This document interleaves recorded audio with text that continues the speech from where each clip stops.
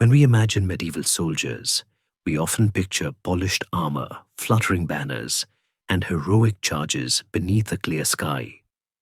Paintings, films, and legends have wrapped them in honor and steel. But the daily reality of a medieval soldier was far less glorious. It was a life defined not by chivalry, but by dirt, disease, hunger, fear, and constant discomfort. War in the Middle Ages was filthy in the most literal sense, and the men who fought it lived and died in conditions that would shock a modern observer. Medieval soldiers spent most of their time not in battle, but on the move. Armies marched for weeks or months, sleeping wherever they could. Tents were rare and usually reserved for nobles. Common soldiers slept on bare ground, in forests, barns, ruined buildings, or open fields. When it rained, they got wet and stayed wet. When it was cold, there was little protection. Damp clothes were worn day after day, slowly rotting on the body. Boots, if a soldier was lucky enough to have them, filled with mud, urine, and animal waste from roads shared with livestock. Personal hygiene was almost non-existent. Bathing was a luxury, and in many campaigns, it simply never happened. Soldiers wiped their hands on grass or clothing. Lice, fleas, and ticks were constant companions. Head lice crawled under helmets. Fleas spread through bedrolls and straw bedding. Scratching was so common, it barely registered as discomfort anymore. Skin infections spread easily, especially in areas rubbed raw by armor or soaked in sweat. Rashes, boils, and open sores were normal, not exceptional. Armor itself was both protection and punishment. Chainmail and padded gambesons trapped heat and sweat. In summer campaigns, soldiers could lose liters of fluid inside their armor, becoming dangerously dehydrated. The padding absorbed sweat and grime, turning into a breeding ground for bacteria. Once soaked, it could take days to dry, if it dried at all. The smell of a medieval army could be detected long before it came into view. Sweat, rot, feces, blood, and unwashed bodies blending into a heavy, nauseating stench. Food was another constant problem. Soldiers rarely ate well. Bread was often stale or moldy. Meat, when available, was salted heavily to prevent rot, making it tough and thirst-inducing. Fresh vegetables were scarce, leading to vitamin deficiencies. Dysentery was rampant. Diarrhea swept through camps with terrifying speed, especially when armies drank from contaminated rivers. Latrines were shallow pits dug hastily, often too close to water sources. Many soldiers relieved themselves wherever they stood, especially during marches or battles. Disease killed far more soldiers than combat. Typhus, dysentery, cholera-like illnesses, and respiratory infections spread rapidly in crowded camps. Wounds that would be survivable today often became death sentences. There were no antibiotics. A small cut could fester, turn black, and lead to gangrene. Amputation, performed without anesthesia, beyond alcohol, or a stick to bite down on, was common and brutal. Even then, survival was uncertain. Surgical tools were rarely cleaned, and surgeons moved directly from one patient to the next with blood-soaked hands. Battlefields themselves were scenes of horror. After combat, the ground was littered with corpses, broken weapons, and severed limbs. Bodies were often stripped for armor and valuables, left naked to rot. Flies arrived almost instantly. Within days, bloating and decay made the air nearly unbreathable. Armies sometimes had to move camp simply because the smell and disease risk became too great. Mass graves were shallow and rushed, if they were dug at all. Psychological suffering was just as severe. Medieval soldiers lived under constant threat of violence and sudden death. Sleep was shallow and easily broken. Night attacks, alarms, and rumors kept nerves stretched tight. Many soldiers were conscripts or mercenaries who fought not for honor, but for survival or pay. Fear, homesickness, and despair were common, though rarely recorded. There was no concept of trauma care. A man who broke down was mocked, punished, or ignored. Pay was unreliable. Soldiers were often promised wages that arrived late or not at all. When money ran out, armies turned to looting. This further degraded discipline and living conditions. Stolen food could be spoiled. Wine and beer were consumed excessively when available, leading to accidents, violence, and illness. Gambling, fighting, and theft within the camp were everyday occurrences. Even elite soldiers were not spared from filth. Knights might have better equipment and servants, but they still lived among the same mud and disease. Their armor was heavier, their injuries often worse. A noble wounded in battle could still die screaming from infection days later, surrounded by flies and the smell of decay. The romantic image of medieval warfare collapses under this reality. These were not clean, noble contests between shining heroes. They were grinding, miserable struggles fought by men whose bodies were constantly breaking down. Survival depended as much on luck and health as on skill or bravery.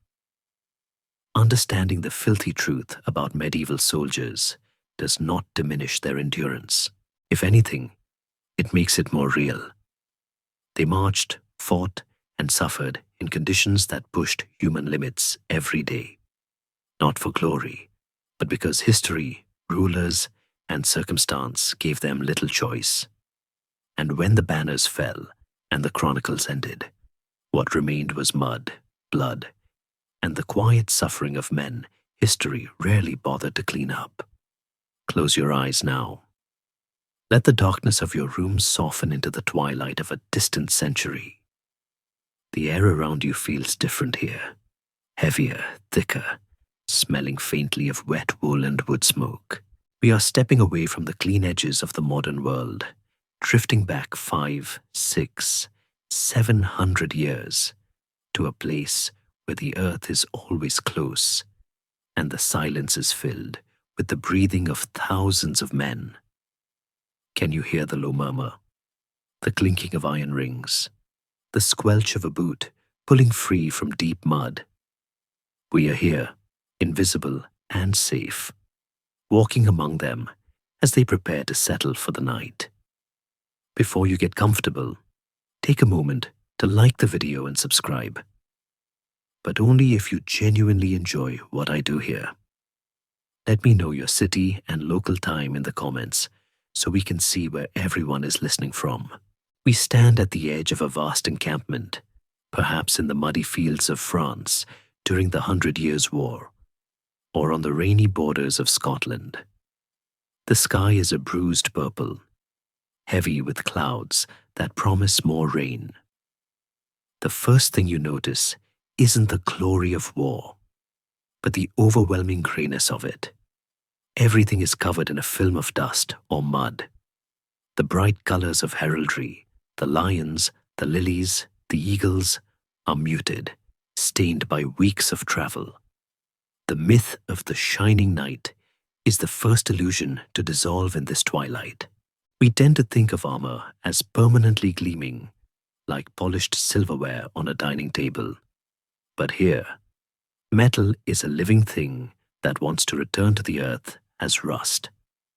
Keeping armor shiny was a battle as constant as the fighting itself.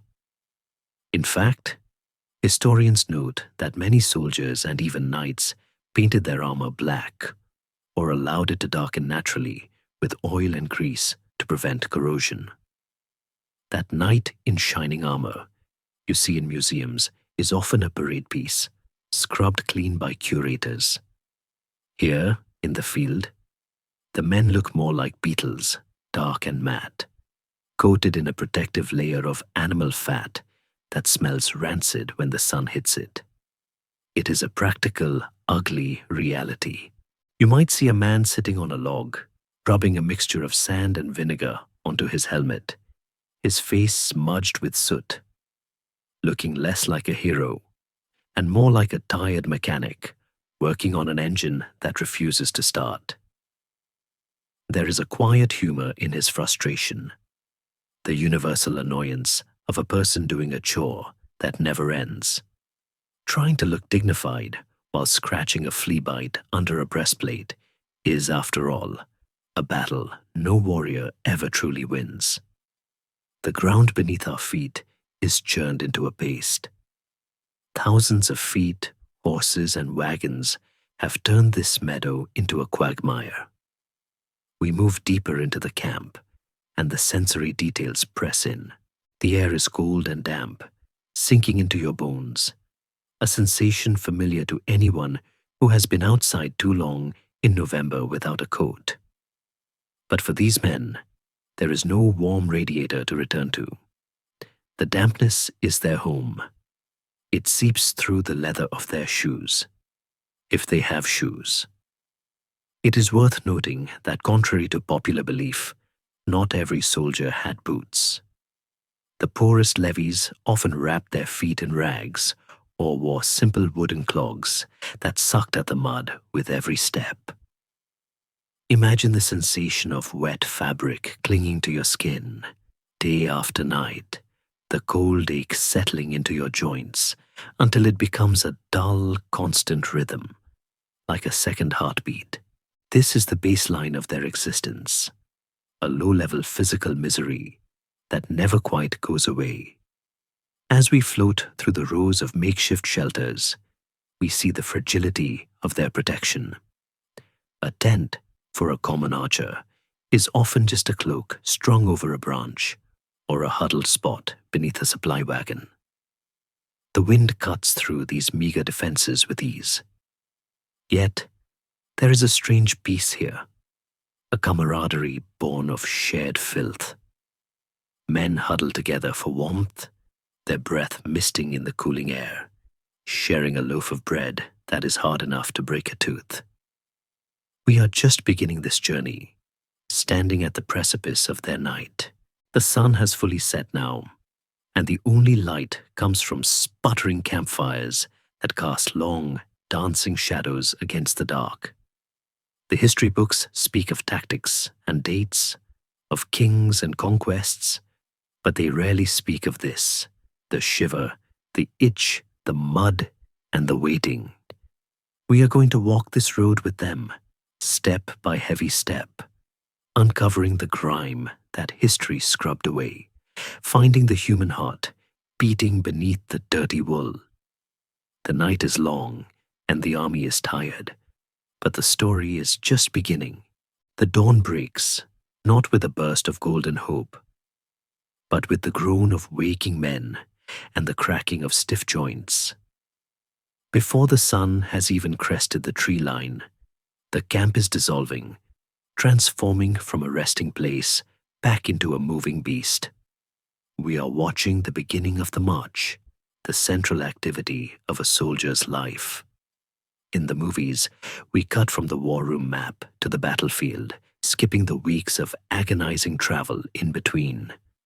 But here, on the ground, the travel is the war. The enemy is distance. The enemy is the road itself. As the column forms, stretching out like a sluggish metal-scaled snake, you realize the sheer scale of this logistical miracle and nightmare. It is not just rows of stoic spearmen. It is a chaotic, noisy, rolling city. At the rear, the baggage train lumbers along, a tangled parade of ox carts, mules, camp followers, washerwomen, blacksmiths, and opportunistic merchants selling bad wine at high prices. The air fills with the creaking of wooden wheels, the braying of stubborn donkeys, and the shouting of sergeants trying to impose order on entropy. It is a cacophony that drowns out the birdsong, a heavy industrial rhythm of leather and wood moving against the earth. Let's look down at the ground, at the enemy that fights them every single day. We often assume the Romans left behind pristine highways, that medieval armies simply strolled along. But by the 14th or 15th century, many of those great stone roads had been cannibalized for building materials or swallowed by the encroaching forests. A road, in the medieval sense, was often nothing more than a dirt track, a suggestion of a path worn down by generations of peasants and livestock. In the summer, these tracks baked into hard, rutted concrete that twisted ankles and jarred spines. In the autumn, a single day of rain turned them into sucking clay pits that could swallow a boot hole. Imagine walking 10, 12, perhaps 15 miles a day on such a surface. Now imagine doing it while carrying your entire life on your back. A common foot soldier didn't just carry a weapon, he carried a sack with his bowl, his blanket, a spare tunic if he was wealthy, and perhaps a lucky trinket from home. The weight pulls at the shoulders, bowing the back, forcing the gaze downward. You watch the heels of the man in front of you. Left, right, left, right. The pattern of the weave on his hose becomes the most familiar sight in the world. There is a fascinating debate among military historians regarding exactly how fast these armies could move. While a small force of mounted knights could cover significant ground, the speed of the main army was dictated by its slowest element, the oxen pulling the supply wagons. An ox does not care about the urgency of the king's campaign. An ox moves at the speed of an ox, which is a slow, meditative plod. If the wagons got stuck, which they did constantly, the entire army had to stop. You can feel the collective sigh of thousands of men as the column halts again. They lean on their spears, shifting their weight, waiting for a wheel to be dug out of the muck. There is a dry, weary humor in these moments, the kind of jokes that haven't changed in 1,000 years of warfare. Someone makes a crack about the commander's horse eating better than the soldiers. Someone else bets a copper coin that the wagon driver is actually asleep. It is a soft ripple of laughter that breaks the tension, a tiny rebellion against the boredom. But the pain is real. Let's focus on the footwear, for nothing determines a soldier's mood quite like his shoes. The medieval turn shoe was a simple affair made of leather, turned inside out during construction. It had a thin sole, offering almost no arch support and very little protection against sharp stones. After a week of marching, the soles would wear thin, allowing the cold and the damp to touch the skin. Blisters were not a minor annoyance. They were a genuine threat. An infected blister on a muddy march could lead to a fever, sepsis, and death just as surely as a sword stroke. You can see men limping, wrapping their feet in strips of wool or dried grass to cushion the blow. The lucky ones have calluses as thick as wood. The new recruits are still wincing with every step. There is a deep, rhythmic tragedy in this movement. We glorify the charge, but the march is where the endurance of the human spirit is truly tested. It is the ability to put one foot in front of the other when every instinct screams to stop. As the day wears on, the landscape changes around them, but their experience of it remains detached. They pass through villages where locals hide behind shuttered windows, peeking out at this river of strangers. To a peasant, a passing army, even a friendly one, was like a locust swarm. They would strip the orchards, trample the crops, and drink the wells dry. The soldiers know this. They see the fear in the eyes of the villagers, and it hardens them. They are the other, the wanderers, belonging nowhere but the road. The sun climbs higher, and the sweat begins to flow, trickling down backs and chafing under belts. We are approaching the heat of the day, and the reality of their attire becomes a suffocating embrace. But for now, it is just the relentless forward motion. The sound of the march is a hypnotic drone, the rattle of bands, the thud of feet, the clink of mail. It is a sound that vibrates in the chest. Occasionally, the road passes a landmark, an old Roman ruin, a gibbet with a decaying criminal, a milestone. These markers measure the slow passage of time. The concept of campaign season becomes clear here. War was dictated by the weather and the harvest. You couldn't march in deep winter, and you needed grain to feed the men, so they walked in the windows of time that nature allowed, racing against the turning seasons. The urgency is always there, a low hum of anxiety beneath the exhaustion. Will we reach the castle before the snows? Will the food last? Will the pay arrive? The mind of the marching soldier drifts into a haze, a trance state where memories of home mix with the immediate sensation of hunger. He thinks of a girl he left behind, the taste of roast pork, the texture of a clean sheet.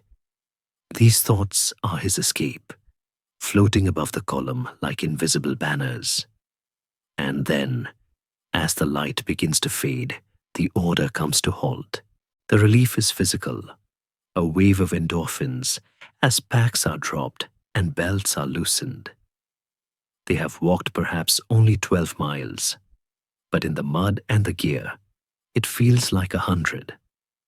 They are miles closer to their destination, miles closer to battle. But for tonight, the victory is simply stopping. They massage their cramping calves, check their soles for holes, and look for a dry patch of grass. The road is behind them for a few hours, but it waits for them in the morning, silent and demanding. The road is a harsh master, and it has claimed more strength from these men than any enemy ever will. As they settle, the dust settles with them, coating their eyelashes and filling the creases of their faces. They are statues made of earth and fatigue, breathing in the twilight, survivors of the day's long, slow battle against the miles. The sun climbs to its zenith, turning the sky into a relentless sheet of white glare, and the army continues to trudge forward. But now the air has changed. It is no longer just the smell of mud and animals. It is the smell of cooking meat, except the meat is living, and it is wrapped in linen, wool, and iron. We are entering the personal claustrophobic hell of the armored soldier. To understand this, we must strip away the Hollywood image of the knight effortlessly vaulting onto his horse in a gleaming suit that fits like a second skin. The reality of medieval protection was a trade-off between survival and suffocation. As the heat of the day presses down, we focus on the foundation of every soldier's defense, the gambeson. Before the chainmail, before the plate, there is the padding. Imagine wearing a winter quilt, folded over 3 times and stitched tight, then putting it on as a tunic in the middle of August. This is the gambeson. It is a miracle of engineering, capable of absorbing the shock of a sword blow or stopping an arrow from piercing vital organs. But right now, it is a sponge. The fabric, layers of linen stuffed with raw wool, horsehair, or cotton, does exactly what it is designed to do. It traps everything. It traps the heat of the body, creating a personal sauna that cannot be turned off. It traps the sweat that pours from the armpits and back, soaking the material until it hangs heavy and damp against the skin. And inevitably, it traps the lice. There is a specific, maddening torture known only to the armored man, the itch that cannot be scratched. Deep beneath the layers, a flea decides to take a walk across a shoulder blade. The soldier twitches, grunting in frustration. He cannot reach it. He cannot shift the armor enough to dislodge it. He is a prisoner in his own protection, forced to endure the tiny, biting torment while maintaining the stoic face of a warrior. It is a cosmic joke. A man built to withstand the charge of a heavy cavalry horse defeated by an insect the size of a grain of sand. On top of this sodden quilt sits the mail, the hauberk. A shirt of chainmail might weigh 25 to 30 pounds. Lift a medium-sized dog and drape it over your neck. Now imagine the dog is made of cold, oily metal rings that pinch your skin if you move the wrong way. The weight of mail is not distributed evenly like modern hiking gear. It hangs almost entirely from the shoulders. After an hour, the trapezius muscles scream. After 4 hours, the spine feels compressed, as if gravity has decided to focus entirely on you, and mail is not a solid surface.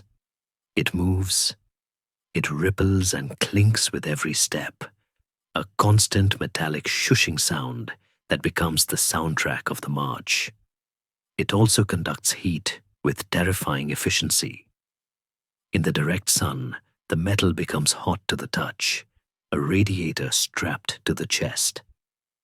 Historians recount battles in the Crusades where knights didn't die from Saracen blades, but simply collapsed, cooked alive in their own shells, their faces purple and gasping as they drowned in the dry desert air.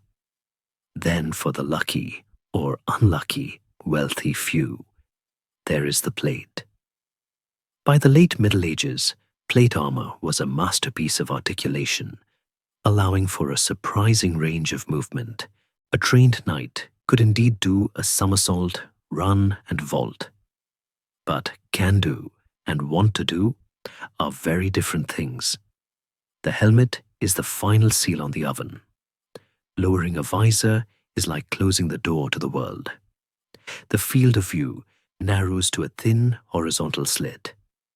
Peripheral vision vanishes. The sounds of the world are muffled, replaced by the loud, rhythmic rasp of one's own breathing echoing off the steel. The air inside the helmet grows stale and hot within seconds. Recycled carbon dioxide that makes the head swim. It is isolating.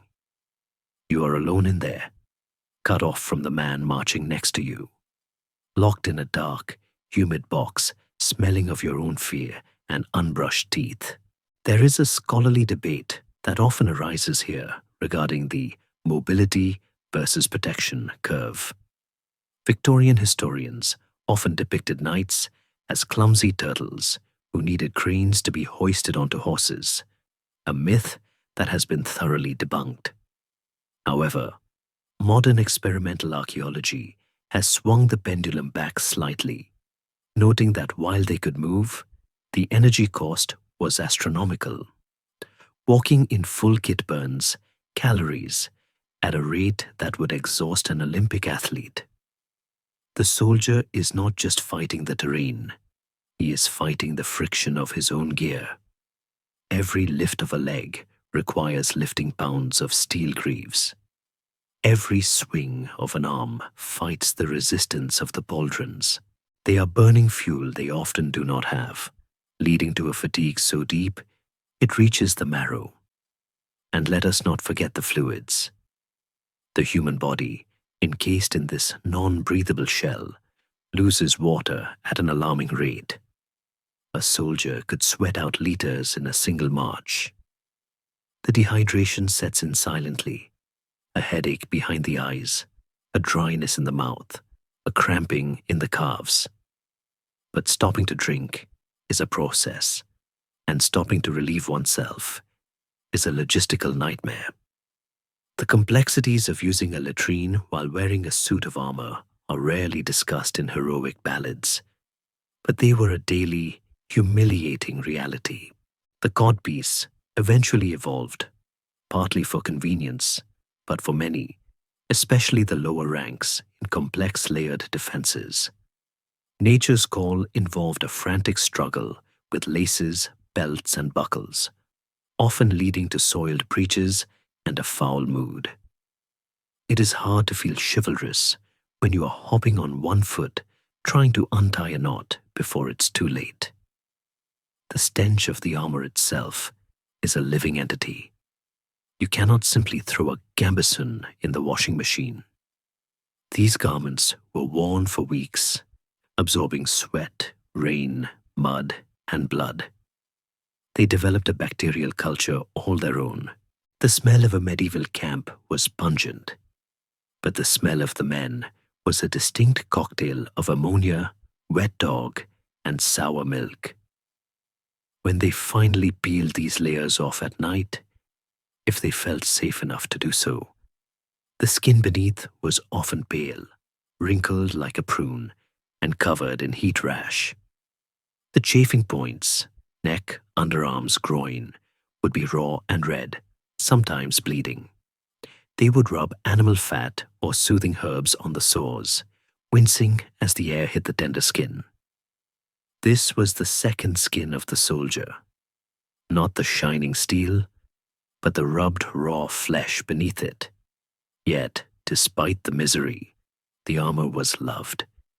It was the only thing standing between a man and a gruesome death. A soldier would curse the weight of his mail in the morning, but kiss the rings at night if they had turned a dagger thrust. There is a complex relationship here, a marriage of necessity. They polished the rust spots not just for inspection, but because a rusted ring is a weak ring. They mended the tears in the padded jack because a gap meant death. We see them now, pausing in a patch of shade, lifting their helmets to pour water over their heads, steam rising from their hair. Their faces are flushed, eyes rimmed with dust. For a moment, the metal is just metal, cool in the shadow. But the reprieve is short. The sergeant barks, the column shifts, and the helmets come down again. The world shrinks back to that thin slit of light. The furnace reignites. They step back into the heat, carrying their portable fortresses, enduring the squeeze of the safety that slowly kills them. The fires have burned down to glowing embers, casting a faint, rhythmic pulse of orange light against the darkness. And the great noise of the army has subsided into a low, restless murmur. We have walked the road and endured the furnace of the armor. Now we face the longest part of the soldier's day, the night. In the modern world, we view sleep as a private retreat, a sanctuary of soft mattresses, temperature-controlled rooms, and heavy curtains.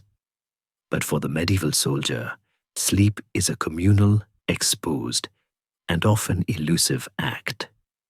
As we look across the sprawling camp, the first myth to dissolve is the image of the orderly tent city. Films often show neat rows of white canvas stretching to the horizon, housing every spearman and archer in comfort. The reality was starkly different. Canvas was expensive, heavy to transport, and prone to rot. Tents were the mobile castles of the aristocracy. The duke, the earl, and the captain might sleep beneath waterproof linen, perhaps even on a folding cot with a fur throw. But for the thousands of men who made up the bulk of the force, the archers, the billmen, the levies, the sky was their roof, and the earth was their mattress. Finding a place to sleep was a daily scavenger hunt. As soon as the halt was called, a frantic race began. Men scattered into the surrounding fields and woods. not looking for gold, but for straw, bracken, dry leaves, or pine boughs. This vegetation was the only barrier between a warm body and the heat-sucking ground. You can see them now, armfuls of dry grass clutched to their chests like treasure, rushing back to their designated spots to weave a crude nest. There is a specific, tactile desperation in this ritual. They know that the earth is a thief. Lie directly on the soil, even in summer, and the ground will drain the warmth from your bones within hours. By midnight, a man sleeping on bare dirt will wake shivering, his muscles locked in a cramping protest. So they build their barriers, piling the straw high, fighting for every inch of insulation. Those who are lucky enough to find a barn or a ruined farmhouse are the envy of the camp. To sleep on a wooden floor, under a roof, away from the wind, is a luxury so profound it feels like a sin. But even a barn has its price. The air is often thick with the dust of old grain and the smell of the animals that lived there before.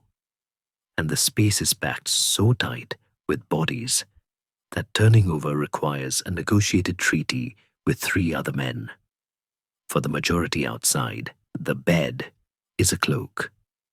The medieval wool cloak is a marvel of utility. It is a coat by day and a blanket by night. It is thick, scratchy, and smells of lanolin and wet sheep. A soldier wraps himself in it tight, tucking the edges under his body to seal in the heat. But the ground is never truly flat.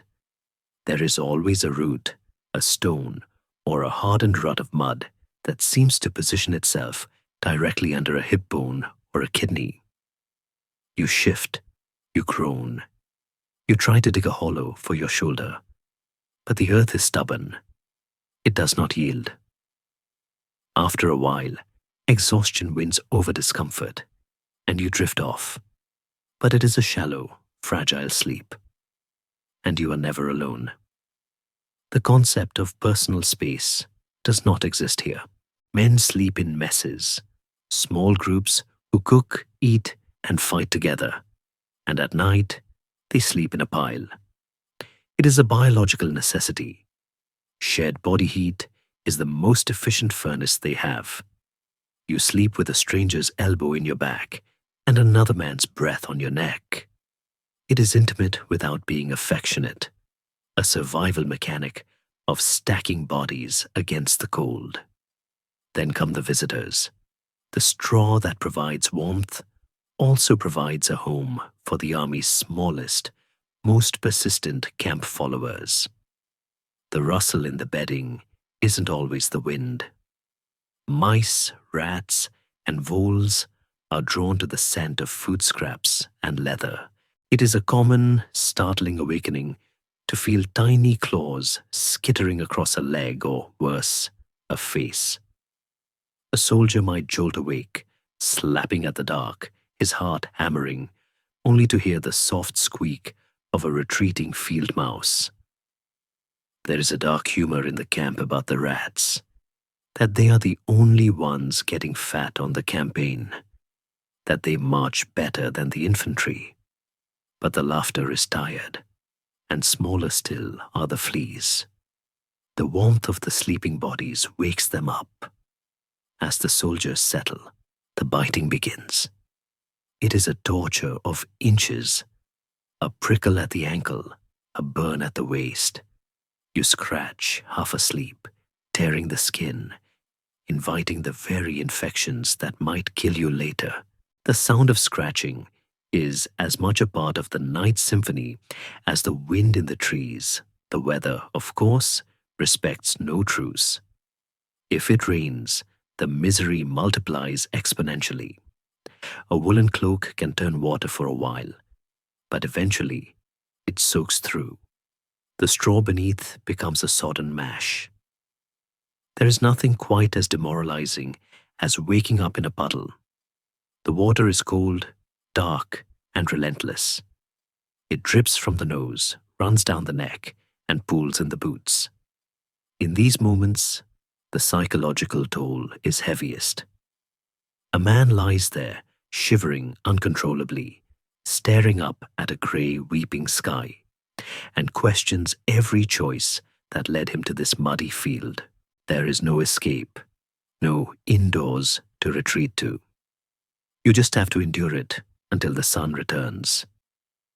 Historians often debate the attrition rates of these armies, and while battle casualties are counted, the wasted men, those broken by the elements, are harder to tally. But looking at a soldier shivering in the rain, his lips blue, his hands numb, it is easy to see how an army could dissolve without ever seeing an enemy. Security also murders sleep. Even in deep dreams, a part of the soldier's brain remains awake, wired for danger. The weapon is never far. A spear lies parallel to the body. A dagger is tucked into the belt. A sword is wrapped in a cloth under the head as a pillow. A pillow that is hard, lumpy, and smells of oil, but offers the comfort of readiness.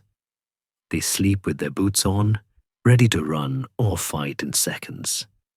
This state of hypervigilance prevents the deep, restorative REM sleep the body craves. They wake up tired, a gritty, sand-in-the-eyes fatigue that accumulates day after day. The camp is never truly silent either. The sentries call out, the horses stomp and whinny, a sick man coughs with a wet, rattling sound that echoes in the stillness. A nightmare wakes someone with a shout, a sudden reminder of the violence they have seen or the violence they fear. Yet, in this landscape of discomfort, there are moments of profound beauty and humanity. The silence of the deep night, when the moon cuts through the clouds and bathes the sleeping army in silver, is a sight of ghostly peace. Thousands of men, usually capable of terrible violence, are rendered vulnerable and soft by sleep. They look like children curled up against the cold. You might hear a man talking in his sleep, murmuring a name, a wife, a mother, a child, back in a village 3 weeks' march away. These whispered confessions float up like smoke, reminders of the lives suspended in this limbo. And there is the comfort of the fire, if fuel allows. A small group might keep a low fire burning, taking turns to feed it. The orange glow creates a tiny sphere of domesticity in the wild. They stare into the coals, the universal television of the past, losing themselves in the shifting patterns of heat and light. For a moment, the mud and the rats recede, and there is just the warmth. Sometimes, the proximity breeds a strange tenderness. A soldier notices his comrade's blanket has slipped and pulls it back up over him. A silent act of care in a brutal world. A hand rests on a shoulder to steady a shaking friend. These are the invisible histories, the gestures of kindness that go unrecorded in the chronicles of conquest. We watch them now, a sea of dark shapes rising and falling with the breath of sleep. They are suspended between the exhaustion of the march behind them and the terror of the battle ahead. They are borrowing time from the night, stealing rest from the hard earth. The ground presses back against them, cold and indifferent. But for tonight, they have carved out a hollow in the world. They sleep the heavy, dreamless sleep of the physically spent, their faces slack, their hands twitching as they walk the phantom roads of their dreams. The darkness holds them, not gently, but closely, covering the stains and the scars until the grey light of dawn demands they rise and do it all again. The army wakes, but for many, the dawn brings no relief, only a deepening of the shadows that have settled in their bodies. We turn now to the silent stalker that walks between the rows of tents. the enemy that carries no banner and strikes without sound. It is here, in the cramped intimacy of the camp, that the true harvest of war is gathered. Historians and military analysts have long established a grim ratio regarding pre-modern warfare. For every soldier who died bravely with a weapon in his hand, 4, 5, or sometimes 10 died trembling in their bedrolls. Struck down by microscopic assassins they could neither see nor understand. We are entering the domain of the flux, camp fever, and the bone ache, the invisible legion of diseases that followed every medieval army like a starving dog. The air in the camp this morning feels thick, heavy, with a sweetness that is cloying rather than pleasant. It is the scent of sickness. In the medieval mind, this smell is not just a symptom. It is the cause. They believe in miasma, bad air that drifts up from swamps or rotting matter to corrupt the humors of the body. They are wrong about the mechanism, but right about the danger. The danger is everywhere. It is in the water they drink, the food they share, and the lice they scratch. We watch a young soldier, perhaps on his first campaign, kneeling by a stream to fill a leather flask. The water looks clear, babbling cheerfully over mossy stones. He drinks deep, the cold liquid soothing his parched throat. He does not know, and cannot know, that a mile upstream, the carcasses of horses from a skirmish 3 days ago are rotting in the shallows, or that the latrines of the vanguard have leached into the soil. He is drinking poison.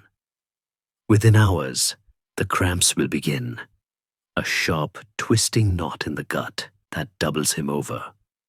This is the onset of dysentery, the scourge of armies, from Agincourt to the Crusades.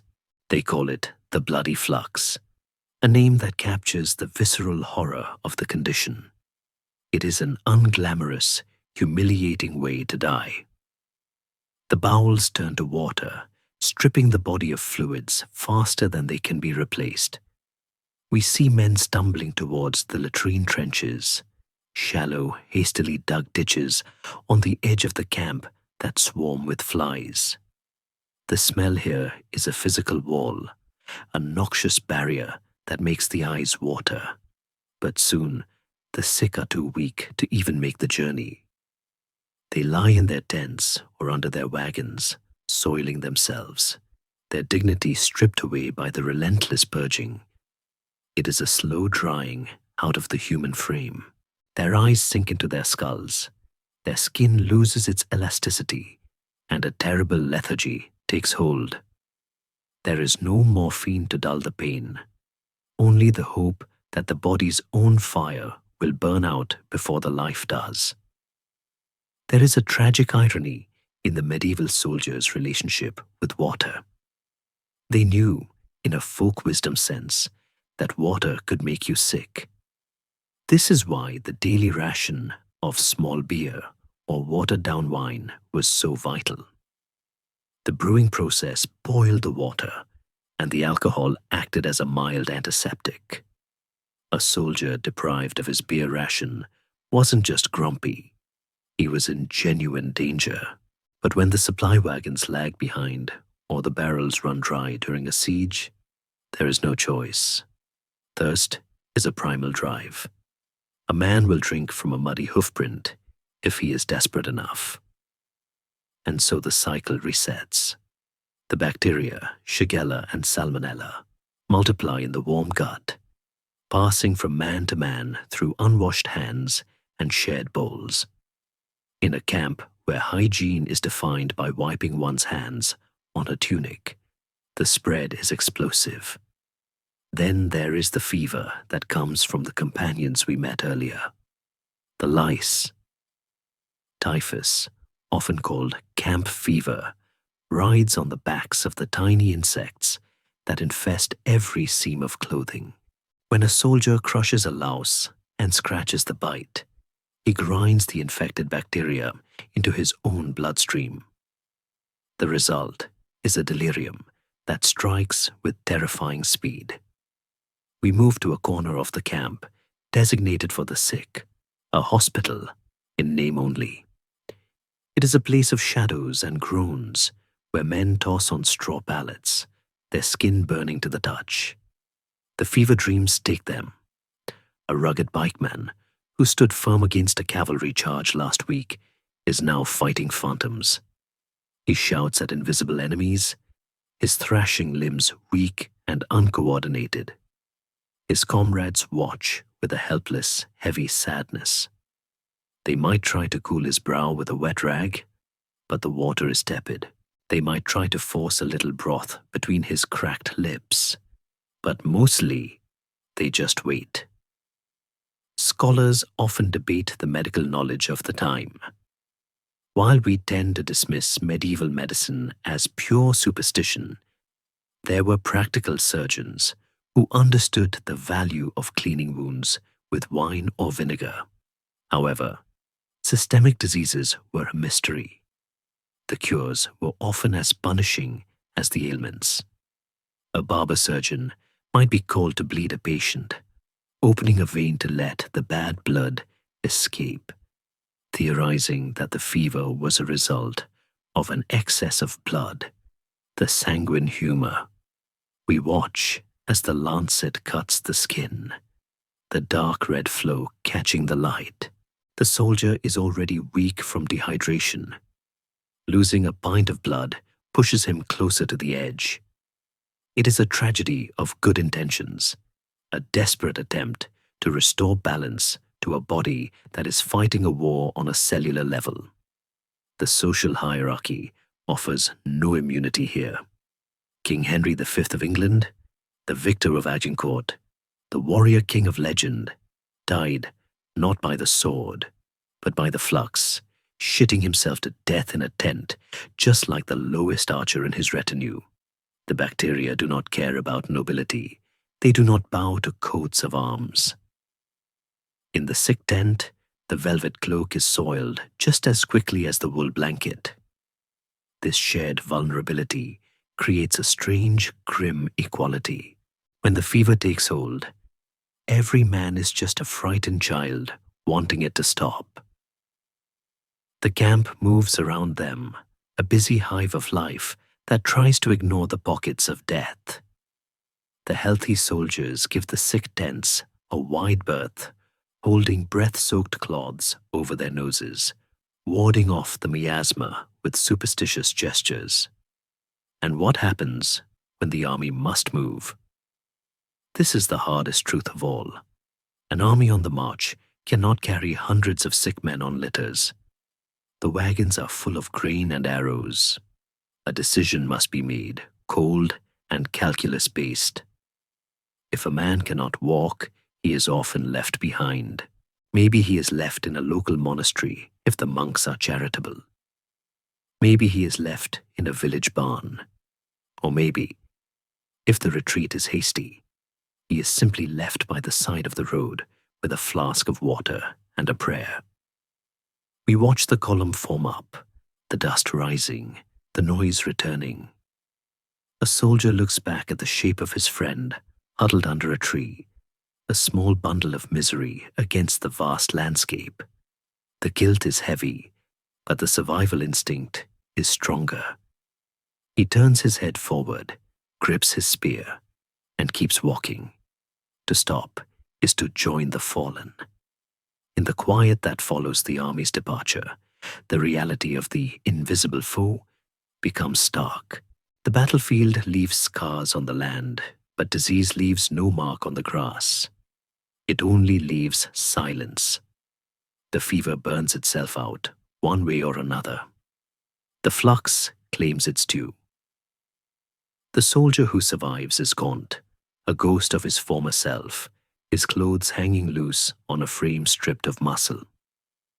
He has stared into the abyss of his own biology and returned. He is immune now, perhaps, seasoned in the most brutal way. He washes his face in a stream, hopefully a clean one, and staggers on to catch up with the banners. He has fought a battle without weapons, a lonely, feverish struggle in the dark, and though no minstrel will sing of it, it was the hardest fight of his life. The air clears, the wind shifts, and the invisible enemy waits for the next thirsty man, the next louse, the next moment of weakness. The fire crackles, sending sparks drifting up into the darkness like tiny vanishing stars, and the sound is accompanied by the heavy rhythmic scraping of wooden spoons against wooden bowls. We have survived the march and the heat. We have found a patch of ground to call a bed. But now we must attend to the most primal demand of all, the hunger. If an army marches on its stomach, as the saying goes, then the medieval army marched on a stomach that was often cramping, gurgling, and disappointed. We settle into the circle of light cast by the cook fire, joining a mess, a group of 6 or 8 soldiers who live, fight, and eat together. This is the fundamental unit of the army's social life. They pool their rations, they share the cooking duties, and they ensure that no man eats alone. But look closely at what falls into the bubbling cauldron suspended over the flames. It is not the roasted boar or venison dripping with fat that we see in the banquets of cinema. It is a grey, thick, bubbling paste, a slurry of survival that smells of starch and old onions. This is pottage, the fuel of the 100 Years' War, the Crusades, and every conflict in between. The base is usually dried peas, beans, or oats, cheap, durable, and capable of expanding in the stomach to create a sensation of fullness, even if the nutrition is lacking. Into this starchy mortar, the soldiers crumble their daily bread. But bread is a generous word for the biscuit or pain de guerre issued to the troops. This is not the soft, yeasty loaf that tears with a satisfying fluffiness. It is a twice-baked slab of flour and water, dried until it is as hard as a brick. It has to be hard. Moisture is the enemy of preservation. If you were to tap a piece of this hardtack against your helmet, it would ring with a dull thud. To eat it dry is to risk breaking a tooth, a disaster in a world without dentistry. So the soldiers soak it in the pottage, watching it slowly soften and swell, turning into a mush that can be swallowed without chewing. Often, the bread comes with extra protein. Weevils and green beetles are common travelers in the flour sacks. A veteran soldier doesn't bother picking them out. In the dim light of the fire, they are just dark specks.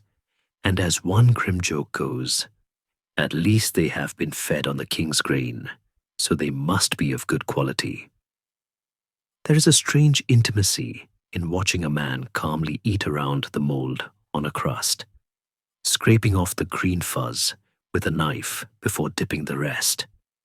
It is the pragmatism of the starving. Then there is the meat. If the bread is a challenge to the teeth, the meat is a challenge to the kidneys. Fresh meat is a luxury for the start of a campaign or the result of a successful raid. For the long haul, the army relies on salt. Barreled pork and beef, cured in brine so strong it could strip paint, is the standard fare. The salt is the preservative, the only thing keeping the rot at bay. But it turns the meat into a grey, fibrous leather.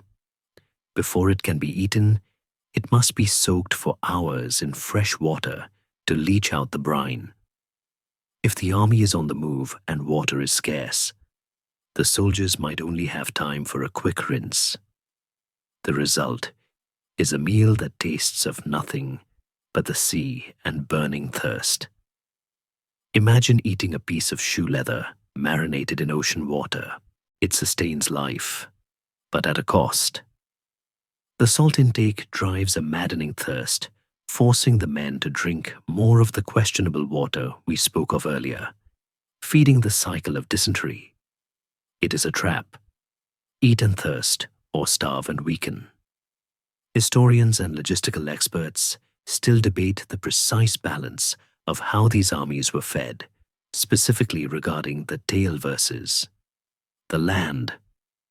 The traditional view was that medieval armies simply pillaged their way across Europe, like a swarm of locusts. While looting was definitely a major part of the strategy, especially in enemy territory, modern scholarship emphasizes the incredible scale of the supply train. An army of 10,000 men required tons of food per day. You couldn't just hope to find that in local barns.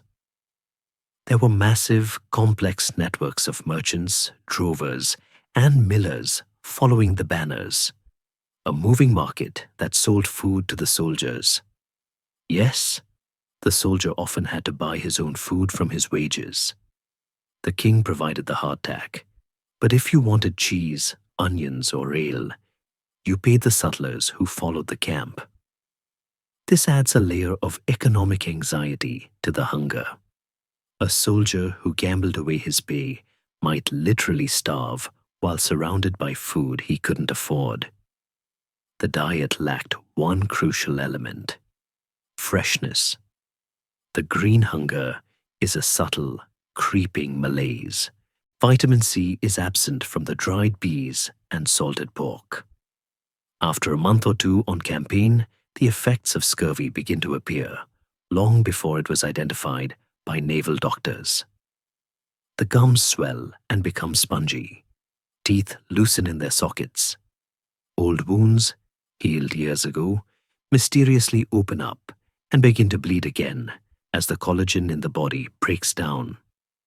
The soldiers feel a profound lethargy, a heaviness in the limbs that they mistake for simple fatigue. They are rotting from the inside out. When they do find a vegetable garden in a conquered village, the voraciousness with which they devour raw cabbages, turnips, and onions is not just hunger. It is the body screaming for nutrients. We see them pulling dirty carrots from the earth and eating them whole, soil and all, the crunch echoing the desperate need of their cells. Of course, the nobility ate differently, at least until the siege lines tightened. In the commander's tent, a few hundred yards away, the smell is different. There is the scent of roasting fowl, perhaps a dash of cinnamon or cloves brought at great expense from the east. The myth that spices were used to cover the taste of rotting meat is largely false. Spices were a status symbol, a way to show that you could afford to burn gold in your cooking pot. Fresh meat was easier to come by for a knight who could hunt or commandeer livestock, but even the highborn were not immune to the monotony. A chronicle might list a feast, but on the rainy Tuesday of a 3-month march, the earl is likely eating a better version of the same pottage, perhaps with a splash of wine instead of water. And when the supplies run low, rank dissolves. In the starvation of a long siege, a rat tastes the same to a duke as it does to a drummer boy. Hunger is the great leveler, stripping away the heraldry to reveal the animal beneath. The act of eating is also the only entertainment they have. Around the fire, the spoon scraping the bowl is the metronome of their evening. They talk with their mouths full, telling stories they have told 100 times. The warmth of the pottage in the belly is a narcotic. It brings on a heavy, drowsy stupor. For a brief hour, the fear of the battle and the ache of the march are suspended by the biological satisfaction of calories. They use pieces of the hard bread to wipe their wooden bowls clean, ensuring not a drop of grease is wasted. The flavors are simple, earthy, and monotonous: salt, smoke, starch. There is no zest, no brightness. It is food that sits heavy, grounding them to the earth. There is a tragedy in the water, too. We mentioned the beer, but we must understand its importance as food. Liquid bread, they called it. The ale served to soldiers was thick, cloudy, and full of sediment.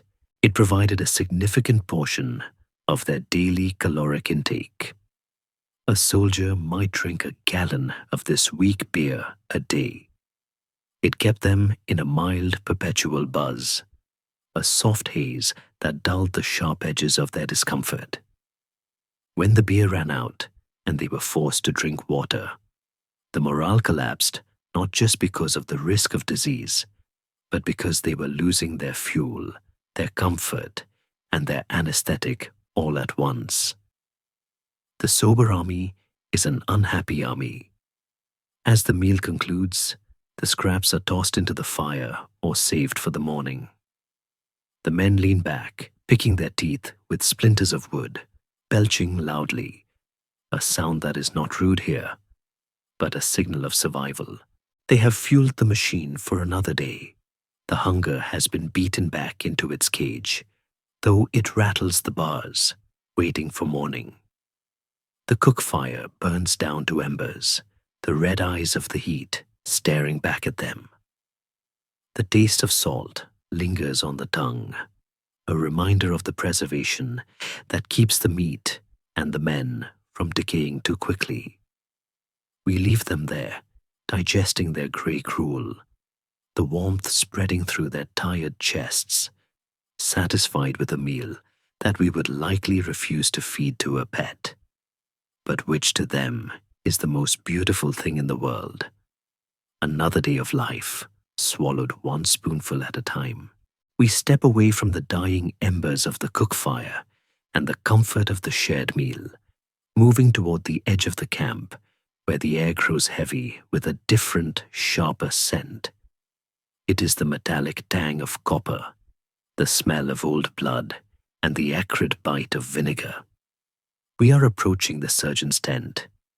In the films, the wounded hero is often tended to by a beautiful noblewoman who gently dabs his forehead with a damp cloth until he recovers. The reality is a place of grit, screams, and terrified pragmatism. The man who rules this domain is not a university-trained physician in velvet robes. Those men act as consultants to kings, debating the alignment of the stars and the balance of humors.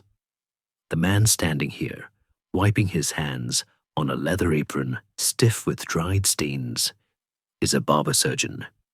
He is a tradesman. In peacetime, he pulls teeth, cuts hair, and lances boils. In war, he is the only thing standing between a wounded soldier and the grave. The interior of the tent is dimly lit, the shadows jumping nervously against the canvas walls. A wooden table sits in the center, stained dark by countless patients. On a side bench lie the tools of the trade, looking more like the contents of a torture chamber than a medical kit. There are saws with jagged teeth, pliers, heavy shears, and terrifyingly long metal probes. We watch as a soldier is brought in, supported by two comrades. He has taken an arrow to the thigh. It is a common injury, but the removal is a complex geometric puzzle. The arrowhead is likely barbed, designed to tear flesh if pulled backward. To remove it, the surgeon cannot simply yank it out. Here, we witness the grim ingenuity of medieval trauma care. The surgeon picks up a tool that looks like a pair of long, thin spoons welded together, often called an arrow spoon or a tire fond. He must insert this metal instrument into the open wound, sliding it alongside the shaft of the arrow until it cups the barbed head, shielding the flesh from the metal hooks. Only then can he withdraw it. The soldier on the table is given a piece of leather or a stick to bite down on. There is no anesthesia, There is no morphine drift. There is only a stiff drink of brandy or wine, if available, and the brute force of human will. The surgeon works quickly, his hands steady. He has done this 100 times. He ignores the guttural sounds coming from the man on the table. Empathy here is a liability. If he hesitates, the man suffers more. He pushes the probe deep. The soldier arches his back, a silent scream trapped behind his clenched teeth. The sound of metal grating against bone is a vibration felt in the teeth of everyone in the room. And then, with a wet, sucking sound, the arrow is free. The relief is instantaneous, but the danger has just begun. Now comes the cleaning. Historians and medical anthropologists have long debated the efficacy of medieval wound care. For decades, it was assumed to be pure butchery, but recent analysis of medical texts, like the Chirurgia Magna, reveals a surprising amount of practical wisdom buried under the superstition. Many surgeons knew to wash wounds with wine or vinegar, strong antiseptics, even if they didn't understand why it worked.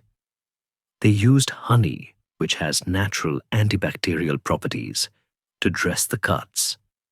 But they also believed in concepts that were actively harmful. One such belief was the doctrine of laudable pus. Many surgeons believed that the appearance of thick, creamy pus was a sign of healing, unaware that it was actually a sign of a raging staph infection. They would sometimes encourage a wound to fester, thinking they were helping the body purge its humors, essentially inviting the bacteria to feast. If the wound is too severe for stitches, if a limb has been crushed by a mace or shattered by a cannonball, the surgeon reaches for the saw.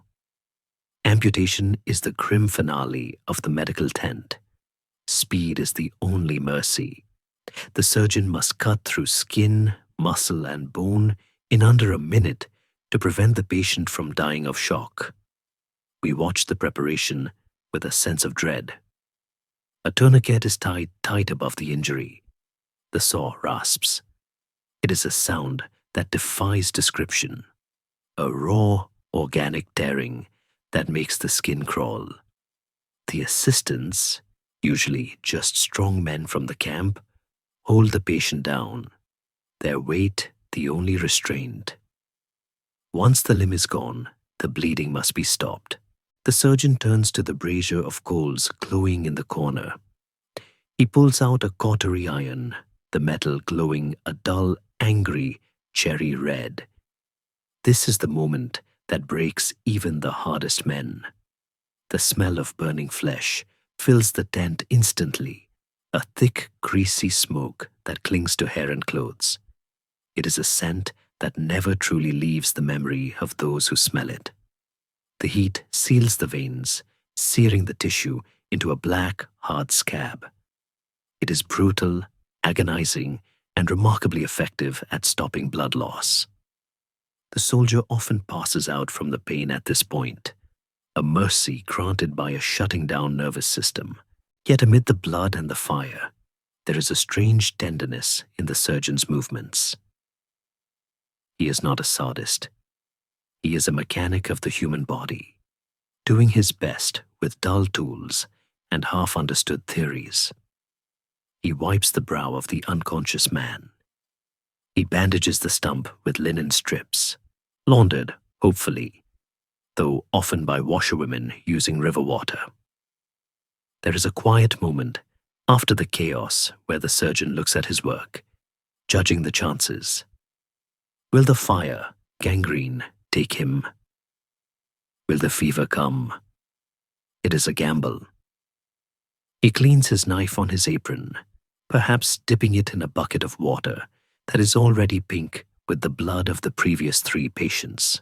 The concept of cross-contamination is centuries away. In this tent, the blood of the brave mixes with the blood of the coward, sharing the same bacteria, the same fate. We notice the smaller details of the room. A jar of liches sits on a shelf, the dark creatures swimming lazily in the water. They are the go-to remedy for bruising or bad blood. A pot of salve made from goose fat, hemlock, and opium sits open, a rare and expensive attempt at pain relief, usually reserved for officers. The surgeon himself is tired. His eyes are red-rimmed. He has been standing for hours, his boots sticky on the floor. He is a soldier, too, fighting a war against death that he loses more often than he wins. There is a dry, dark humor that pervades the medical corps, a defense mechanism against the horror. They joke about the weight of the limbs they remove, about the shortening of the king's subjects. It is the laughter of the graveyard, essential for sanity. The patient is moved to a straw pallet in the corner to recover or to die. The recovery ward is just a row of groaning men covered in rough blankets. Here, the battle continues in silence. The immune system fights the infection introduced by the surgeon's unwashed hands. If the soldier is young and strong, and if the food has been good, he might survive. He might go home on a wooden peg leg, a storyteller in the village alehouse, showing his stump for a free drink. But many will simply fade away in the night, the fever taking what the arrow missed. As we leave the tent, stepping back into the cool night air, the contrast is jarring. The camp is quiet. The stars are indifferent. Inside that canvas room, a man has just been taken apart and put back together with fire and iron. It is a scene of intimacy and violence that defines the soldier's vulnerability. Their armor can deflect steel, but it cannot stop the rot. Their shields can block blows, but they cannot block the infection. The surgeon is the most feared and most needed man in the army. He is the keeper of the filthy truth, that beneath the heraldry and the honor, a soldier is just meat and bone, easily broken and painfully mended. The smell of the cauterizing iron lingers in our nose, a reminder of the price paid for the ambitions of kings. We walk away, grateful for the silence, leaving the surgeon to sharpen his saw for the morning. We move away from the sharp terror of the surgeon's tent and the specific agony of the individual, drifting back into the collective body of the army. Here, in the open spaces between the wagons and the horse lines, we confront the most overwhelming sensory reality of medieval warfare: the smell. It is a physical weight, a thick, invisible fog that you can taste on the back of your tongue. Cinema cannot capture this. Movies give us the visuals of grit, the mud on the face, the rust on the mail, but they sanitize the air. If you could step into this camp for a single moment, the stench would likely make you retch. It is the heavy, cloying scent of 10,000 men who have not bathed in weeks, living in close proximity to 4,000 horses, all breathing, sweating, and relieving themselves within a few square miles. This is the scent of waiting. An army in motion is a dirty thing, but an army at rest is a festering one. When the banners stop moving, the filth begins to accumulate. We stand downwind of the horse lines, where the destriers and pack mules are tethered. A single horse produces roughly 50 pounds of manure and several gallons of urine every day. Multiply that by thousands. The ground here is a slurry of straw and waste, churning into a pungent ammonia-rich mud that burns the nostrils. The grooms work tirelessly, shoveling the muck into piles, but the sheer volume defeats them. The smell of ammonia is sharp and biting, mixing with the sweet, grassy scent of the hay and the musky oil of the horses' coats. It is the smell of power. Yes, cavalry wins battles. But it is also the smell of a barnyard expanded to the scale of a city. Drifting further, we encountered the human contribution to this miasma. The latrines, or gong pits, are dug on the outskirts of the camp, ideally downhill and downwind. But ideally rarely survives the chaos of a campaign. As the army settles, discipline often wavers. Tired men relieve themselves behind tents, in bushes, or in the tall grass near the river. The soil becomes saturated. The air hangs heavy with the smell of human waste, a scent that signals danger to our primal brain. This is the biological ticking clock of the campaign. Commanders knew that an army could not stay stationary for long, not just because of food, but because they would literally drown in their own filth. Historical records from the Crusades to the 100 Years' War mention armies moving camp simply to escape the stench they had created. It was a race against their own biology. Overlaying this base note of decay is the ubiquitous smell of wood smoke. It is the cologne of the Middle Ages. Every mess has a fire. Every blacksmith has a forge. The smoke hangs low in the damp air, clinging to hair, wool, and skin. It forms a blue-gray haze that softens the harsh lines of the camp, making the distant tents look like islands in a fog. For the soldiers, this smell is comforting. It means warmth. It means food. It means the insects are kept at bay. But for us, the modern visitor, it is suffocating. It stings the eyes and coats the throat. A medieval soldier would smell like a walking chimney, his pores steeped in the soot of 100 nights. And then there is the smell of the men themselves. We must shed our modern anxieties about body odor to understand this. In a world without deodorants, daily showers, or laundry machines, the natural scent of the human body was a constant. But in an army, it is amplified. It is the smell of stale sweat, old dried perspiration that has soaked into the padded gambesons and never been washed out. It is the smell of unwashed hair, greasy and matted under leather caps. It is the smell of feet, fermented in wet leather boots. It is a sour, yeasty, intimate smell. Yet strangely, the soldiers likely didn't notice it on each other. It was the background radiation of their lives. When everyone smells, no one smells. It is only when a fresh wind blows from the mountains, carrying the clean scent of pine or rain, that they might suddenly realize how heavy the air in the camp has become. But the waiting is not just an olfactory experience, it is a psychological one. The heavy scent refers also to the atmosphere of boredom and anxiety. War is often described as 99% boredom and 1% sheer terror. We see it now in the faces of the men sitting around a pile of logs. They are sharpening their weapons, a repetitive scraping rasp of whetstone on steel that sets the teeth on edge. Shh, clack, shh, clack. It is a meditative act. They polish the rust from their helmet rims. They repair the straps on their sandals. They are killing time. But time is a slow death here. Gambling is the primary defense against the crushing weight of the weight. We see a group huddled over a blanket, casting dice carved from bone. The stakes are low.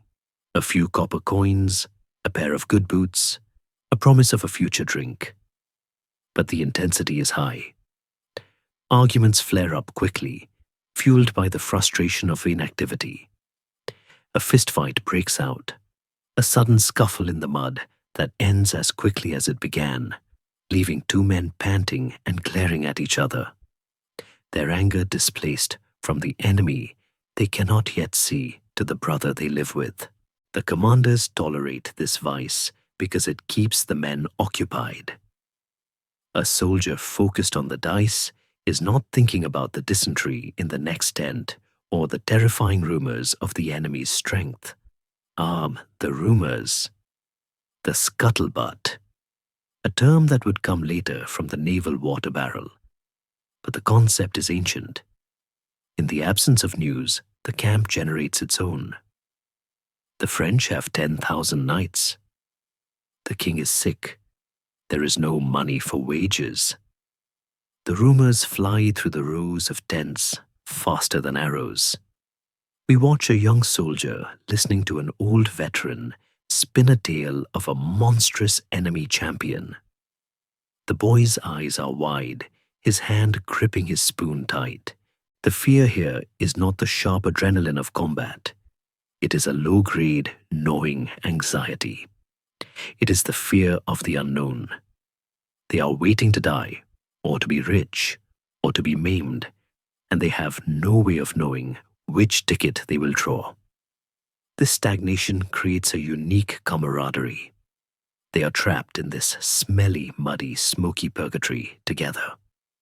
We see a man cutting the hair of another with a knife, a rough barbering to keep the lice down. We see a group singing a low body song, the rhythm thumping against the ground. They are sharing the burden of the weight. There is a texture to this downtime, rough, gritty, and incredibly slow. The sun moves across the sky at a glacial pace. A hawk circles overhead, free and clean, and the men watch it with a mix of envy and indifference. Scholars often note that the logistical tale of the army, the women, the merchants, the priests, added a layer of domestic normalcy to this filth. The washerwomen, scrubbing clothes in the river downstream, hopefully, provided the only defense against the crime. Their presence is a reminder that life goes on even in the shadow of death. We smell the lye soap they use, a harsh chemical scent that cuts through the organic rot for a brief moment. It is the smell of civilization fighting a losing battle against the entropy of war. As evening approaches, the scent of the camp changes again. The latrine smell cools and settles near the ground. The smoke thickens. The roasting meat from the officers' tents drifts over the hungry commoners, a tantalizing, cruel reminder of class. The army is a beast that breathes. It inhales the clean air of the countryside and exhales the heavy, humid breath of humanity. To stand here is to be inside the beast's lungs. It is suffocating, yes, but it is also undeniably alive. This is the calm before the storm, the deep breath before the scream. The men settle in for another night of waiting, wrapping their cloaks tight against the damp, letting the heavy scent of the army lull them into a fitful sleep. They are dirty, they are tired, and they are bored, but they are still here. And in the silence of the waiting, that is the only victory that matters. The sun dips lower, painting the horizon in streaks of violent orange and bruising purple, a mirror of the ground beneath. The great noise has finally stopped. The screaming, the clash of steel, the thunder of hooves. It has all been swallowed by a sudden ringing silence. We are standing on the field after the battle. In the stories, this is where the camera fades to black or cuts to the victory celebration. But history does not fade to black. It stays, watching the grim housekeeping that follows the slaughter. The air is still, disturbed only by the cawing of crows that are already gathering in the heavy branches of the oak trees, their black eyes sharp and expectant. They know this scene. They have followed the banners for weeks, waiting for this specific harvest. The ground itself has been transformed. What was a meadow or a plowed field this morning is now a chaotic tapestry of mud and iron. The grass is gone, trampled into a paste by thousands of boots. In this churned earth lie the fallen, not in heroic poses, but in awkward, tragic heaps. The reality of a medieval battlefield is that death is rarely individual. It is a tangled mass. Men fell where they stood, tripping over the bodies of friends and foes alike, creating mounds of humanity that the living had to climb over to keep fighting. Now, in the quiet, these mounds look like strange discarded sculptures. Mud covers everything, erasing the bright colors of the tabards. A French lily looks much like an English lion when both are coated in the same grey clay. The anonymity of the dead is striking. Without their movement, without their war cries, they are just shapes in the gloom. Moving among these shapes are the shadows of the living. These are not the soldiers, but the scavengers. The filthy truth of war is perhaps most visible here. The moment the fighting ends, the looting begins. It is a frantic, practical industry. We see figures darting between the bodies, camp followers, local peasants, and even surviving soldiers. They are not here to mourn. They are here to survive. A suit of armor is worth a fortune, perhaps more than a peasant could earn in a lifetime. A sword is a year's wages. Even a good pair of boots is a treasure. We hear the wet, tearing sound of fabric as a tunic is cut away. We hear the grunt of effort as a heavy mail hauberk is dragged off a limp body. It is a stripping of dignity that leaves the dead naked and white against the dark earth. To the modern eye, it seems sacrilegious. To the medieval mind, it was simple economics. Why let good steel rust in the rain when it can buy bread? Amidst the looters walks a more somber figure, often a page or a squire, carrying a thin needle-pointed dagger. This is the misericord, the dagger of mercy. Its name is a poetic euphemism for its brutal function. When a knight in full plate armor falls and cannot rise, perhaps with a broken leg or exhausted to the point of collapse, he is a turtle trapped in his shell. If he is wealthy, he is taken prisoner for ransom. But if he is dying, if his wounds are too severe, the misericord is used to slide through the visor or the gaps in the armpit to end his suffering. Historians have long debated the moral weight of this act. Was it truly an act of Christian charity, a mercy granted to a brother in arms? Or was it often a cold, pragmatic execution to make looting easier? The line between mercy and murder blurs in the twilight. We watch a silhouette kneel beside a fallen man. There is a brief pause, a murmur of prayer, or perhaps an apology, and then a quick, decisive movement. The groaning stops. The shadow moves on. The disparity of class follows the soldier even into death. For the nobility, there is a chance of retrieval. Heralds move across the field, stepping carefully, reading the bloodied coats of arms. They are the grim accountants of the aristocracy. If a duke or a count is found, his body is treated with reverence. He might be boiled, a gruesome but necessary process to separate the flesh from the bones so the skeleton can be transported back to his ancestral tomb. But for the thousands of archers, pikemen, and levies, there is no such procession. Their grave is here. We see the corpse pits being dug on the edge of the field. These are not individual resting places. They are shallow trenches dug by tired men who just want to finish the job. The naked bodies are dragged by their ankles and rolled in, layer upon layer. There is no coffin, no shroud, just the earth claiming its own. There is a scholarly note of interest here regarding the sheer ecology of a battlefield. What happens to thousands of bodies left in the open? In the chaotic retreats or the aftermath of particularly massive slaughters, burial was sometimes impossible. The bodies were simply left. The wolves and the wild dogs would come down from the hills.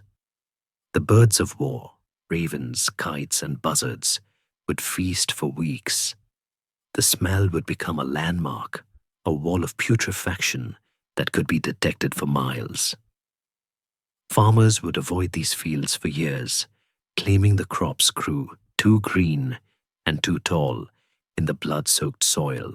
It is a haunting legacy, the fertilizer of war feeding the wheat of the next generation. As the light fails completely, the field takes on a ghostly quality. The lanterns of the looters bob like fireflies in the dark. The sounds change. The moans of the wounded who have not yet been found or killed drift on the wind, a low collective keen of pain that raises the hair on the arms. It is the sound of thirst. Water, water is the universal prayer of the dying. But there is little water to be had. The streams are choked with the dead. The water skins are empty. We see a woman, a camp follower, moving with a bucket. She is looking for her husband, or perhaps just looking for a ring to steal. She stops, wipes the mud from her face, shakes her head, and moves on. The intimacy of her search is heartbreaking. She is turning over the pages of a book of the dead, looking for a familiar story. There is no glory here. The banners that fluttered so proudly this morning are now rags trampled in the mire. The shining armor is dull and dented. The myth of the beautiful death is exposed as a lie. A man killed by a mace does not look peaceful. He looks broken. A man gutted by a spear does not look heroic. He looks terrified. The physical reality of the body is undeniable. The fluids, the exposed bone, the tangled intestines. It is filthy, raw, and deeply human. And yet, there is a strange, quiet holiness to the scene. The anger is gone. The hatred that drove them to kill each other hours ago has evaporated with the adrenaline. Now they lie together, enemy and friend, united in the same cold mud. The distinctions of French or English, York or Lancaster mean nothing to the beetle crawling over a hand. We notice a lone horse standing near a cluster of bodies. Its rider is gone. The animal is calm, grazing on a patch of grass that hasn't been stained. It is a jarring image of normalcy. The indifference of nature is a comfort. The grass still grows, the sun still sets, the horse still eats. The world has not ended, even though thousands of worlds have ended for the men lying at our feet. The silence deepens as the looters finish their work and slink back to the shadows. The field is left to the dead and the sky. The first stars appear, cold and distant witnesses. They have seen this scene 1,000 times before. At Cannae, at Hastings, at Taunton, at the Somme. They offer no judgment, only light. We back away slowly, our boots making no sound in the soft earth. We leave them their dignity of silence. The tragedy is done. The history books will record the victory, the tactics, the shifting of borders. They will say 10,000 fell, turning the horror into a statistic. But we know the truth. We have seen the mud and the misrecord. We have smelled the iron blood. We leave the broken field to the night, letting the darkness cover the scars, wrapping the fallen in a shroud of shadow that is kinder than the memory of men. The air cools, the fog begins to rise from the river, and the ghosts of the medieval soldier settle into the earth. their long march finally at an end, while the living move on to find warmth, water, and a way to forget what they have seen. As the silence of the aftermath settles into the earth, we turn our gaze toward a cluster of lights flickering in the distance, separated from the common camp by an invisible but ironclad wall of social class. We are moving from the mud to the velvet. To understand the medieval army, one must understand that it was not a single, unified machine, but two distinct worlds loosely tethered together by a banner. We approach the pavilions of the nobility. These are not mere tents. They are mobile palaces of canvas and silk, dyed in rich burgundies, deep blues, and golds that catch the firelight. Even here in the middle of a war zone, the hierarchy of the feudal world asserts itself with stubborn pride. The ropes are taut, the stakes are carved, and the fabric is waterproofed with expensive oils that repel the rain which is currently soaking the archers 100 yards away. Inside the pavilion, the air is different. It is warmer, drier, and smells of beeswax candles and roasted fowl. We step inside, invisible guests at the table of a duke or a high-ranking knight. The ground here is not bare earth. It is covered with woven rugs or heavy tapestries brought from home to insulate against the damp. A folding table is set with pewter or silver plates. A servant, tired but clean, pours wine from a jug, real wine, not the watered-down vinegar the infantry drinks. The knight sits with his helm off, his face flushed with the heat of the brazier. He is comfortable. He is eating fresh bread. He is discussing the day's tactics with his peers, moving imaginary units around the tablecloth with a clean hand. It is a scene of startling domesticity, a bubble of civilization floating in a sea of barbarism. But let us look closer at this knight. The myth paints him as a solitary hero, a roaming warrior seeking adventure. The truth is that a knight was a walking corporation. He was the CEO of a lance, a combat unit that included himself, his squires, a few mounted archers, and servants. Maintaining this unit was ruinously expensive. That suit of plate armor standing on the rack in the corner, it cost as much as a prosperous farm. The 3 war horses tethered outside, eating the best grain. They were the Ferraris of the 14th century, requiring constant, specialized care. A knight did not just fight for honor. He fought to pay the bills. If he lost a horse, he might be financially crippled for years. If he was captured, the ransom could bankrupt his entire family. The stress lines on his face are not just from fear of death. They are from the fear of insolvency. There is a dry irony in watching a man dressed in steel, worth a king's ransom, worrying about the price of oats. This economic reality drove the peculiar ransom culture of medieval warfare, a scholarly point that reshapes how we view their battles. We often wonder why battles weren't total slaughters of the leadership. The answer is simple. A dead knight pays no ransom. A living knight is a winning lottery ticket. If you captured a noble, you didn't kill him. You treated him like a guest, fed him your best wine, and waited for his family to send a chest of gold. This created a bizarre, unspoken safety net for the aristocracy. They fought a different war than the peasants. When the lines broke, the knights surrendered to each other with polite bows, while the common infantry, who had no ransom value, were cut down without mercy. The code of chivalry was, in many ways, a code of professional courtesy among the rich, designed to keep the game profitable and survivable for the players who mattered. Outside the tent, the rain begins to fall harder, drumming a rhythmic beat on the taut canvas. We step back out into the wet, where the contrast becomes painful. Just 50 feet away, beyond the ring of the Duke's guards, the common soldiers are huddling under wagons or shivering in their soaked cloaks.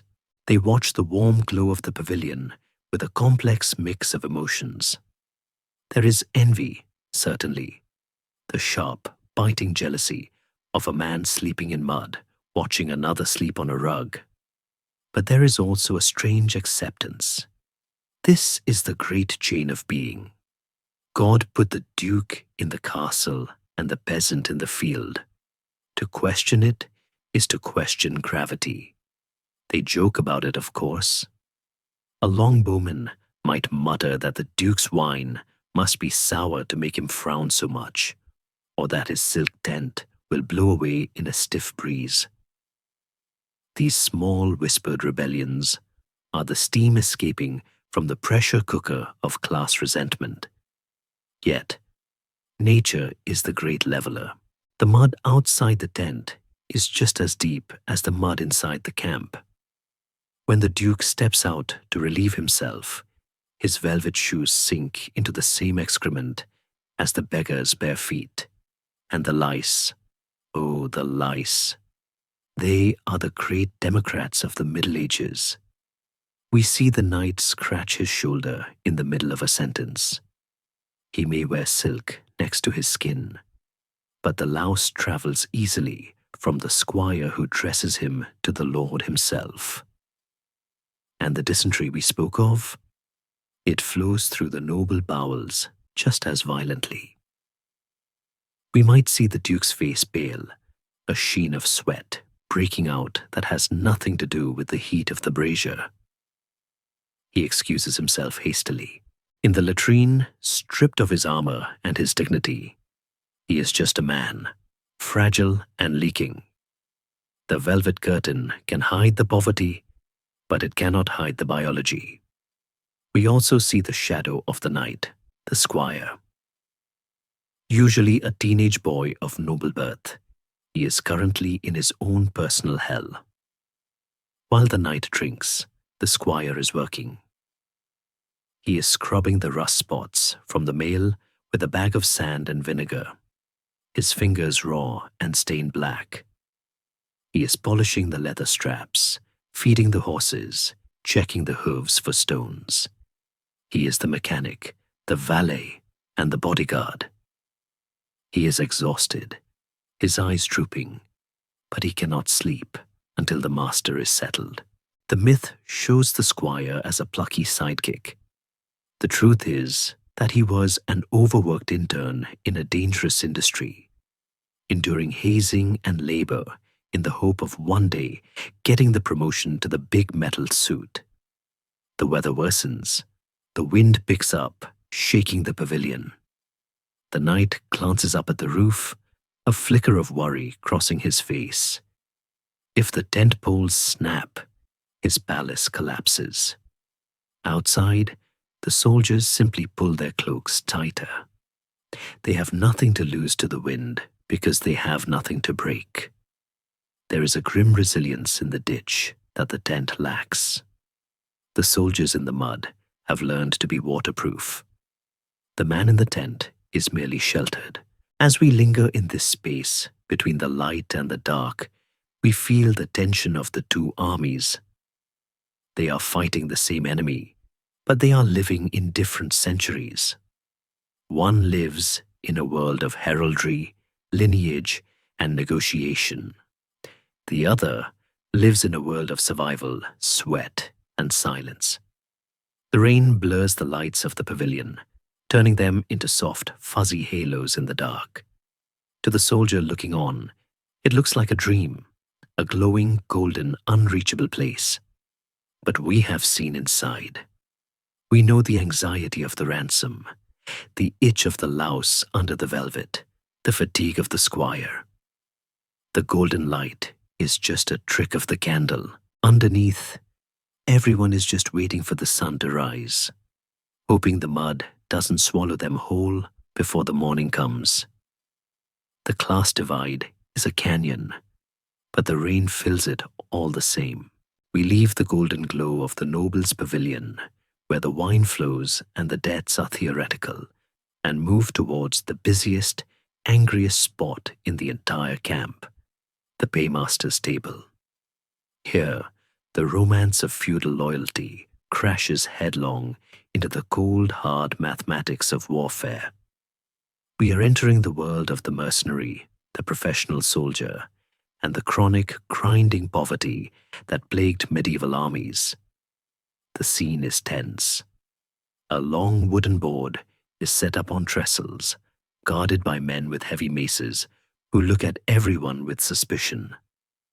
Behind the table sits a clerk, his fingers stained with ink, squinting at a ledger that is rapidly becoming a work of fiction. A line of soldiers stretches back into the gloom, English archers, Genoese crossbowmen, German pikemen, waiting for the silver that was promised weeks ago. The myth tells us that men fought for king and country, for the sanctity of their borders, or the glory of God. The filthy truth is that by the 14th and 15th centuries, most men fought for the promise of a daily wage that was slightly higher than what they could earn pushing a plow. War was a job, but it was a job where the employer frequently forgot to run payroll. We watch a mercenary captain, a scarred veteran with a mishmash of armor styles, leaning over the table. He is arguing in broken French. He wants the regard, the bonus promised for the siege. The clerk shrugs. The king's chests are light. The taxes haven't come in from the wool trade. There is only a partial payment available, and it is in debased coinage. Silver, mixed with too much copper, looking dull and feeling light in the hand. The captain spits on the ground, swipes the coins into his pouch, and stalks off. The anger in his wake is palpable. An unpaid army is a dangerous beast, liable to turn on its masters or, more commonly, eat the countryside alive. This transition from the feudal levy, where a peasant owed his lord 40 days of service, to a paid, contractual army, changed the texture of war. It introduced the indenture, a legal contract that specified exactly how many men a captain would bring, what they would wear, and what they would be paid. But paper promises burn easily. We see the soldiers counting their coins in the torchlight. They bite them to test the metal. They weigh them. There is a cynical expertise here. A soldier knows the exact exchange rate between a florin, a ducat, and a noble.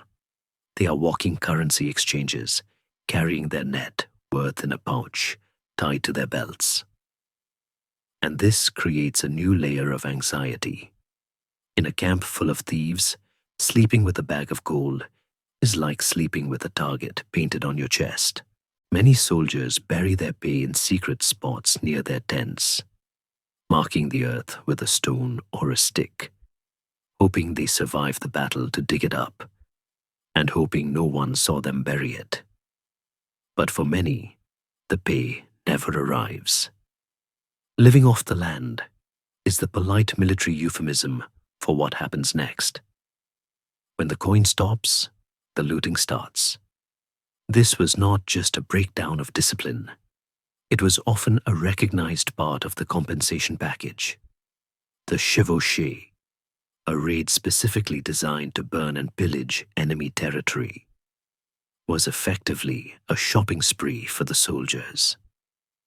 We see a group of men returning from a foraging mission. They are not carrying weapons of war, but bundles of household goods. One has a sack of grain, another carries a copper cooking pot, a third is dragging a terrified goat. They have stripped a nearby village to the walls. This is the ugly economic engine of the campaign. The soldier steals the peasant's food because the king didn't send the wagons. The peasant starves so the soldier can have dinner. It is a brutal transfer of wealth conducted at the point of a spear. There is a scholarly debate here regarding the free companies, the mercenary bands that formed when wars paused. When a peace treaty was signed, thousands of soldiers were suddenly unemployed. They didn't go home to farm. They banded together, elected their own captains, and became roaming mafias, extorting cities and burning anything that didn't pay protection money. To the average citizen, the soldier was not a hero. He was a locust. We see this predatory nature in the eyes of the mercenaries in the camp. They are not here for the cause. They are here for the loot. They speak a jargon of their own, a mix of languages, camp Latin, French, English, Dutch, centered around words for money, food, and women. They are ruthless men, citizens of the camp, loyal only to the captain who can fill their bellies. And who gets the money in the end? We follow the soldier who just received his meager pay. He doesn't save it. He walks straight to the sutlers, the merchants who follow the army. These are the true winners of the war. A wagon opens its sides to reveal barrels of wine, wheels of cheese, and fresh pies. The prices are extortionate. A cup of wine that costs a penny in London costs 6 pence here in the mud. But the soldier pays it. He pays it because he might be dead tomorrow. Why save for a retirement that will likely never come? The economy of the camp is hyper-accelerated. The gold flows from the king to the captain to the soldier, and finally to the merchant, who often lends it back to the king to start the cycle again. It is a carousel of debt and desperation. Among the sutlers are the camp followers who offer companionship. Women, often displaced or desperate themselves, travel with the army, washing clothes, cooking, and selling affection. The church condemns it, the commanders regulate it, but the trade persists. It is a transaction like any other in this place. We see a soldier handing over a few of his hard-won coins to a woman with a tired, kind face. They sit together by a fire, sharing a moment of simulated domesticity. It is not romance, perhaps, but it is a respite. He is buying a memory of warmth, a brief suspension of the loneliness that haunts the march. She is buying survival. In the morning they will part, perhaps never to see each other again. Their transaction swallowed by the movement of the great machine. The gambling we saw earlier takes on a darker edge here. When men are paid, the stakes rise. We see a dice game where a man risks his entire month's wages on a single throw. The tension is electric. The other soldiers watch, holding their breath. The dice clatter. He loses. His face goes slack, the blood draining away. He has just worked 30 days, marched hundreds of miles, and bled for nothing. He stands up, dazed, and walks into the dark. Will he steal to eat? Will he desert? Or will he just march on, fueled by bitterness? The camp is full of such ghosts, men who are technically alive, but have been hollowed out by bad luck and bad decisions. Even the equipment is a financial burden. A soldier was often expected to provide his own gear or pay for its upkeep. If a strap broke, he bought the leather. If an arrow was shot, he had to retrieve it or account for it. We see an archer carefully fletching his arrows by the fire, treating each one like a precious object. He is not just maintaining a weapon, he is maintaining his inventory. Every shot is an expense. This creates a hesitation in battle that the chronicles rarely mention. The split-second calculation of, is this shot worth the penny, before the string is loosed. As the night wears on The paymaster packs up his ledger. The chest is closed and locked. Those who were not paid today must wait. The grumbling is low and dangerous, a rumble of thunder that threatens mutiny. The captains move among their men, soothing them with more promises, more lies. Tomorrow, they say, after the next town. When the ships arrive. The soldiers nod, but their eyes are hard. They know the truth. They are trading their blood for promises of air. The coins they hold are heavy, greasy, and few, but they are the only tangible proof that their lives have value in this marketplace of death. They clutch their pouches tight, sleeping with one hand on their dagger and the other on their gold, trusting neither the king who hired them nor the man sleeping next to them. The economy of war grinds on, fueled by greed as much as glory, and the soldier is just a coin passing through its uncaring hands. The open road and the shifting camp are gone, replaced by a wall. It stands grey and immovable against the sky, a vertical horizon of stone that mocks the men staring up at it. We have entered the most common and agonizing phase of medieval warfare, the siege. While history books and Hollywood movies rush to the thunder of the cavalry charge, the reality is that the Middle Ages were a time of sieges, not battles. For every Agincourt or Crécy, there were a dozen nameless towns surrounded for months, slowly strangled into submission. We find our soldiers not in a glorious formation, but in a ditch. This is the line of circumvallation, a trench dug around the enemy city to keep supplies out and the defenders in. It is also where the army lives, sometimes for a season, sometimes for a year. The nomadic life of the march is replaced by a stagnant, claustrophobic city of mud that mirrors the stone city they are trying to starve. The first thing that strikes you is the permanence of the filth. On the march, you could walk away from your waste. Here, you live in it. The latrines are fixed locations that fill up faster than they can be drained. The garbage piles grow higher. The mud in the trench does not dry because thousands of feet churn it daily. It becomes a deep sucking clay that pulls boots off and rots the skin between the toes.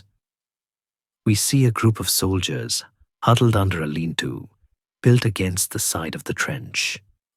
They are covered in a layer of grime that has become geological, a second skin of earth. They are not fighting. They are waiting. They are staring at the same patch of wall, the same shuttered window, the same tower they stared at yesterday and the month before. The boredom is a physical weight, heavier than armor. It is a grinding, corrosive dullness that eats at discipline and morale. But the wall is not just a view. It is a threat. Death here is random and impersonal. A crossbow bolt from a loophole fired by a defender you never see can drop a man while he is eating his pottage. A stone dropped from a machicolation can crush a skull without warning. We watch the soldiers move with a permanent hunch, a subconscious cringe against the sky. They learn the angles of death. They know exactly where the archers on the battlements can reach and where the dead ground offers safety. It is a game of geometry played with human lives. The defenders are ghosts, invisible eyes watching their every move. Sometimes, the soldiers shout insults at the walls, a futile venting of frustration against the silent stone. Sometimes, the walls answer with a volley of arrows. To break the stalemate, the army turns to engineering. We hear the rhythmic thud-thud creak of the great machines. The trebuchet, the giant of the siege, is a marvel of mechanics and labor. It stands like a wooden skeleton against the clouds. We watch the crew working the winches, sweat pouring off them, as they slowly crank the massive counterweight box, filled with tons of rocks or lead, into the air. It takes an hour to prepare a single shot. The tension builds. The trigger is pulled. The arm swings up with a terrifying whoosh, flinging a stone the size of a man toward the city. It crashes into a tower with a sound like thunder, sending chips of masonry flying. The soldiers cheer, a brief moment of excitement, but the wall holds. It almost always holds. The stone is just a pebble against a mountain. They reload. The cycle repeats. It is slow, industrial violence. Scholars often note the introduction of gunpowder in the late Middle Ages as a turning point. But for the soldier in the trench, the early cannon, the bombard, was often as dangerous to him as it was to the enemy. We see a team of gunners mixing the black powder, sulfur, charcoal, saltpeter. It is an unstable, volatile chemistry. The cannon itself is a crude iron tube bound with hoops. When it fires, the noise is a physical slap, a concussion that leaves ears ringing for days. Smoke billows across the trench, a thick sulfuric fog that tastes of hell. But often, the metal fails. A crack in the iron, a bubble in the casting, and the gun explodes, sending shrapnel tearing through the crew. The soldiers nearby flinch, not just at the enemy fire, but at their own weapons. It is a chaotic, deafening gamble every time the linstock touches the touch hole. However, the most terrifying war is happening beneath their feet. We move to a secluded part of the line where men are disappearing into a dark, shored-up hole in the ground. These are the miners, or sappers. Their job is to dig a tunnel under the enemy walls, prop it up with wooden beams, pack it with pig fat and brushwood, and then set it on fire. When the beams burn, the tunnel collapses, and theoretically, the wall above comes down with it. But the enemy knows this. They have placed bowls of water on the ground in their cellars, watching for the ripples caused by digging. They are digging countermines. Imagine the horror of meeting the enemy underground. You are crawling on your belly in a tunnel barely wider than your shoulders. The air is stale, hot, and thin. Your only light is a flickering candle. Suddenly, the earth ahead crumbles, and you are face to face with a frantic enemy miner. There is no room to swing a sword. You fight with daggers, with pickaxes, with bare hands and teeth, screaming in the suffocating dark. It is a primal nightmare combat, buried alive with your killer. If the tunnel collapses, no one will ever find you. You become part of the foundation. The soldiers above ground speak of the miners with a mix of awe and pity. They would rather face a hail of arrows than go into the hole. As the weeks drag into months, the food runs low.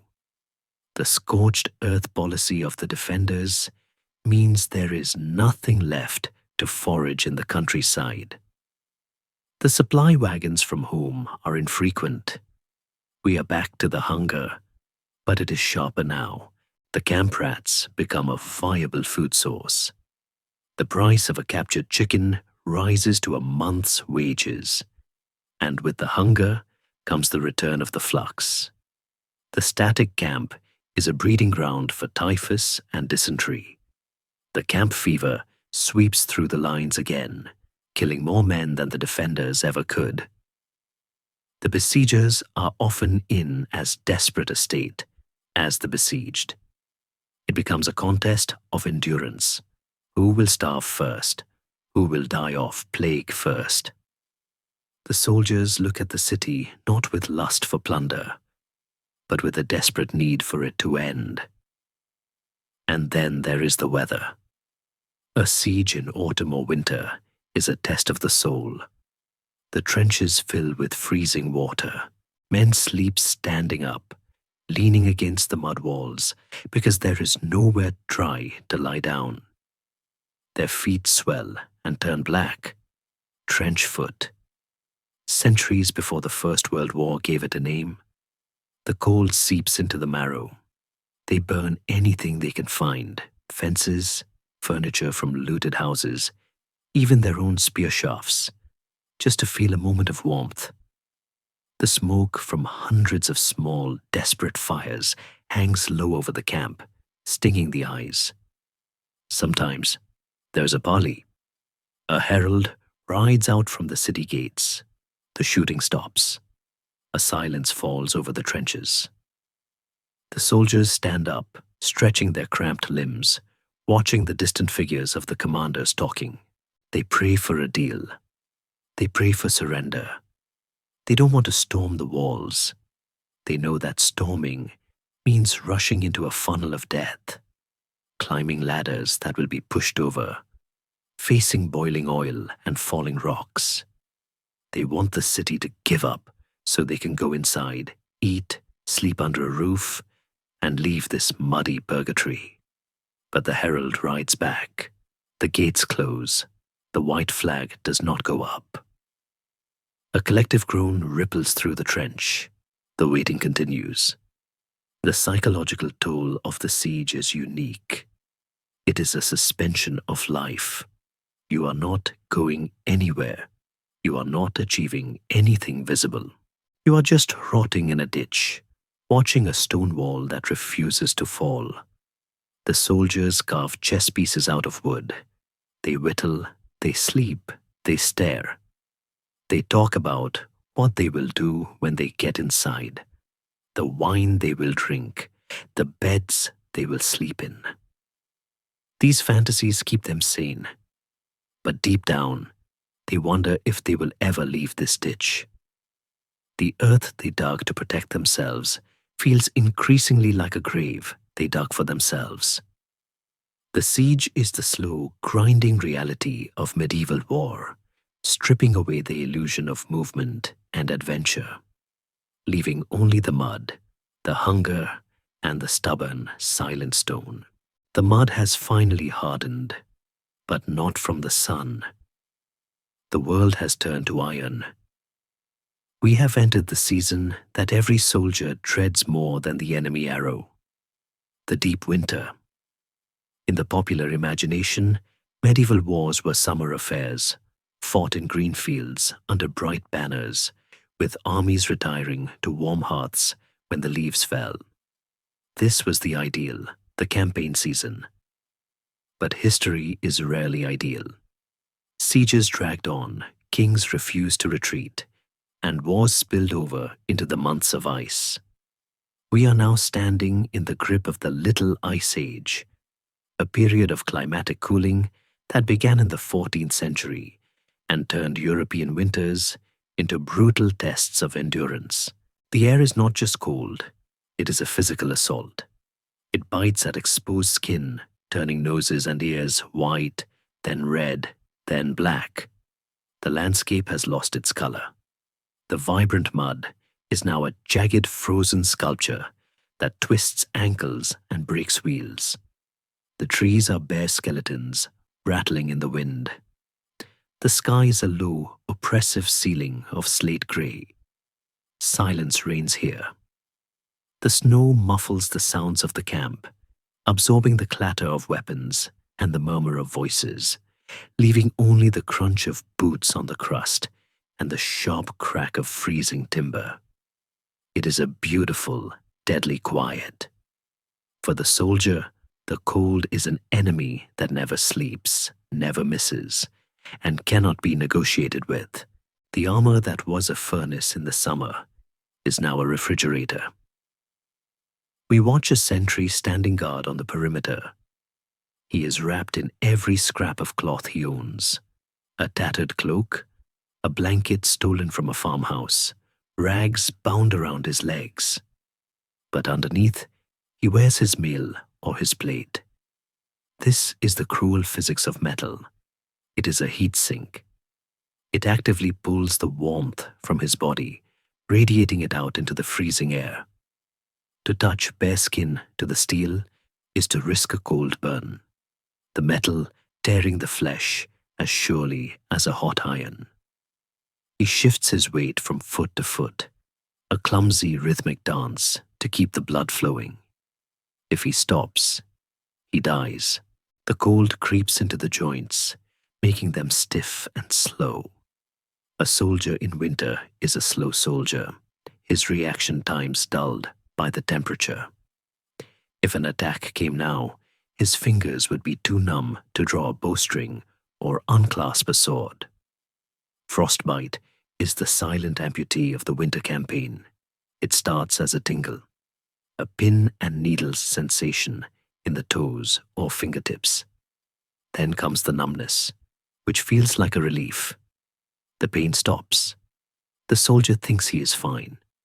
But when he finally takes off his boots near a fire, if he can find one, he sees the truth. The toes are waxy, white, and hard. As they thaw, the agony is blinding, and the flesh turns black and necrotic.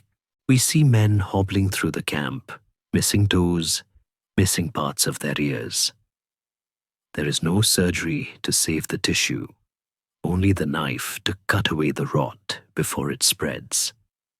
The black toes are a badge of the winter war, a permanent reminder of the nights when the temperature dropped and the boots were too thin. Sleeping becomes a communal survival strategy. The mess we saw eating together now sleeps in a literal pile. They call it spooning or bundling, but there is nothing romantic about it. It is biological desperation. 6 grown men huddle under a single tarp, limbs entangled, sharing the meager warmth of their bodies. The man in the middle is the warmest. The man on the edge is the sacrifice, shivering uncontrollably until he can rotate into the center. They rotate throughout the night, a slow, shifting organism of wool and breath. The breath itself is a problem. It condenses on the wool blankets and freezes, creating a stiff, icy layer that traps the dampness against the skin. They wake up wet and cold, their hair frosted with their own exhalations. Fire is the new god of the camp. Everything revolves around the search for fuel. The local forests are stripped bare. Fences, barns, and even abandoned carts are broken down. We see a group of soldiers arguing over a log. It is a dispute as serious as any over gold. A fire means life. A fire means you can thaw your bread. The hardtack we described earlier is now a frozen brick, impossible to eat without warming. The water in the canteens is solid ice. They have to melt snow or ice to drink, a slow process that consumes precious fuel. And so, they drink less. Dehydration in winter is a strange, counterintuitive killer. They don't feel thirsty in the cold, but their bodies are drying out, thickening the blood, and making them even more susceptible to frostbite. There is a historical myth that winter stopped all fighting. While large pitched battles were rare, horses slip on ice, and charges are impossible in deep snow, raids and sieges continued. The chevauchée didn't stop for snow. In fact, winter offered a grim advantage. The rivers froze. Barriers that were impassable in summer became highways of ice. We might see a raiding party crossing a frozen river, their horses' hooves wrapped in burlap to prevent slipping, moving silently across the white expanse to burn a village that thought it was safe until spring. The smoke of the burning houses looks stark and black against the white snow, a vivid scar on the winter landscape. Psychologically, the winter is the hardest season. The nights are long, 16 hours of darkness in the northern latitudes. The sun is a weak, pale disk that offers no heat, hanging low on the horizon for a few hours before vanishing. The darkness breeds despair. It breeds axidie, a medieval term for a spiritual apathy or listlessness. The soldiers sit in the gloom, staring at the embers. They are trapped. They cannot desert easily. Where would they go? The roads are blocked with snow, and a lone man would freeze to death in a night. They are prisoners of the weather. The songs around the fire are fewer now and sadder. They sing of spring, of green grass, of women with warm hands. They are mourning the sun. The lack of vitamins hits harder now. The last of the autumn harvest is gone. There are no fresh onions, no scavenged berries. The scurvy returns with a vengeance, loosening teeth and reopening old wounds. The immune system, battered by the cold and the lack of nutrition, collapses. Pneumonia, the lung fever, stalks the camp. It sounds like a wet, hacking cough that never stops. In the crowded, smoky tents, it spreads effortlessly. A man who survives the sword and the flux might simply cough his lungs out in the grey light of a January morning, drowned by his own fluids. And yet, there is a stark beauty to the winter camp. When the snow falls fresh, covering the mud, the filth, and the latrines in a pristine white blanket, the world looks clean again. The jagged lines of the tents are softened. The smoke rises straight up in the still air like pillars of prayer. For a brief moment, the misery is hidden. We see a soldier pause, catching a snowflake on his glove. It is a moment of wonder, a connection to the natural world that hasn't been trampled by war. But then he shivers, shakes the flake off, and returns to the task of staying alive. The winter campaign strips the soldier down to his most basic animal self. There is no chivalry in freezing to death. There is no glory in a frostbitten foot. There is only the endurance of the organism. They become experts in insulation, stuffing their tunics with dried grass, wrapping their feet in rabbit skins, greasing their faces with animal fat to stop the windburn. They look less like soldiers and more like wild men, bulky and shapeless, wrapped in the furs and fabrics of a dozen looted homes. They are the survivors of the ice, waiting for the earth to tilt back toward the sun, waiting for the mud to return, because even the mud is better than this white, silent, freezing hell. The ice melts, the mud dries, and the army moves on. But we must pause to examine a wound that the surgeon cannot stitch and the priest cannot absolve. We are entering the quiet, terrifying landscape of the soldier's mind. In the Chronicles, the story ends when the battle is won. The hero returns, perhaps with a scar on his cheek to prove his valor, and lives happily. But the filthy truth is that the war does not end when the sword is sheathed. It continues in the silence of the night, in the sudden flinch at a slamming door, and in the shadows that follow men long after they have left the field. We are talking about the medieval experience of what we now call post-traumatic stress disorder. They did not have the acronym PTSD. They had no clinical language for trauma.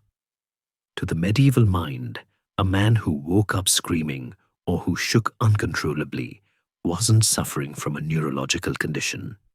He was heartsick, moonstruck, or perhaps oppressed by demons. But the symptoms described in the margins of old texts are unmistakably familiar. We sit with a veteran soldier by the fire. He is physically intact. His limbs are strong. His armor is polished. But look at his eyes. This is the 1,000-yard stare, centuries before the term was coined. He is looking through the flames, through the camp, and seeing something that happened 3 months ago. He is seeing the face of the boy he killed in the breach. He is hearing the specific wet sound of a mace hitting a helmet. The memory is not a thought. It is a reliving. He is trapped in a loop of violence that plays on the back of his eyelids every time he blinks. There is a scholarly debate that is worth whispering about here. For a long time, historians argued that pre-modern men were hardened to violence. They lived in a world where animals were slaughtered daily, where executions were public entertainment, and where death was a constant companion. Surely, the argument went, they were immune to the trauma that affects modern soldiers. Modern psychology and a closer reading of history say, absolutely not. Biology is biology. The human brain is not wired to kill and be killed without consequence. We find records of knights who lost their wits after great battles, of men who retired to monasteries to scrub the blood from their souls with silence, and of the famous tremblers, men who could no longer hold a weapon because their hands would not stop shaking. The armor protected the body, but nothing protected the mind. We watch the soldier try to sleep. This is the most dangerous time. In the daylight, surrounded by his messmates, he can bluster and joke. He can pretend to be the stoic warrior the songs celebrate. But in the dark, the defenses crumble. The night terrors arrive. He jerks awake, gasping, sweat soaking his tunic despite the cold. He has just been back in the crush of the press, smelling the iron and the bowel-loosening fear. His heart hammers against his ribs like a trapped bird. But he cannot speak of this. To admit fear is to admit weakness. In a culture built on the bedrock of masculine honor, cowardice is a sin worse than murder. So he lies there, staring at the canvas roof, terrified of closing his eyes again. He is alone in a tent full of people, isolated by a secret he cannot share. The coping mechanisms are crude and often destructive. We see the heavy reliance on alcohol again, but now we understand it differently. It is not just for thirst, it is medication. The soldier drinks the sour wine until the sharp edges of the memory blur. He drinks to reach oblivion, to turn off the projector in his mind. We see the roaring boys, the soldiers who turn to excessive violence and gambling in the camp. This is not just bad discipline, it is hyper-arousal. Their nervous systems are stuck in the fight mode. They pick fights because fighting is the only state that feels normal anymore. They are adrenaline junkies created by survival. The camp is full of these jagged personalities, men who are too loud, too aggressive, too quick to draw a knife, trying to outrun the ghosts snapping at their heels. Religion offers a complex refuge. The medieval soldier is deeply religious, even if he is a sinner. He believes in a literal hell, and he knows he has broken the sixth commandment, "Thou shalt not kill." Yes, the priest told him it was a just war, sanctioned by the king and God. But the soul knows the difference between theology and reality. When he thrust that spear, it didn't feel holy. It felt like murder. We see soldiers obsessively collecting relics, a chip of a saint's bone, a scrap of holy cloth, sewing them into their clothes as spiritual armor. We see them going on pilgrimages immediately after a campaign, walking barefoot to a shrine.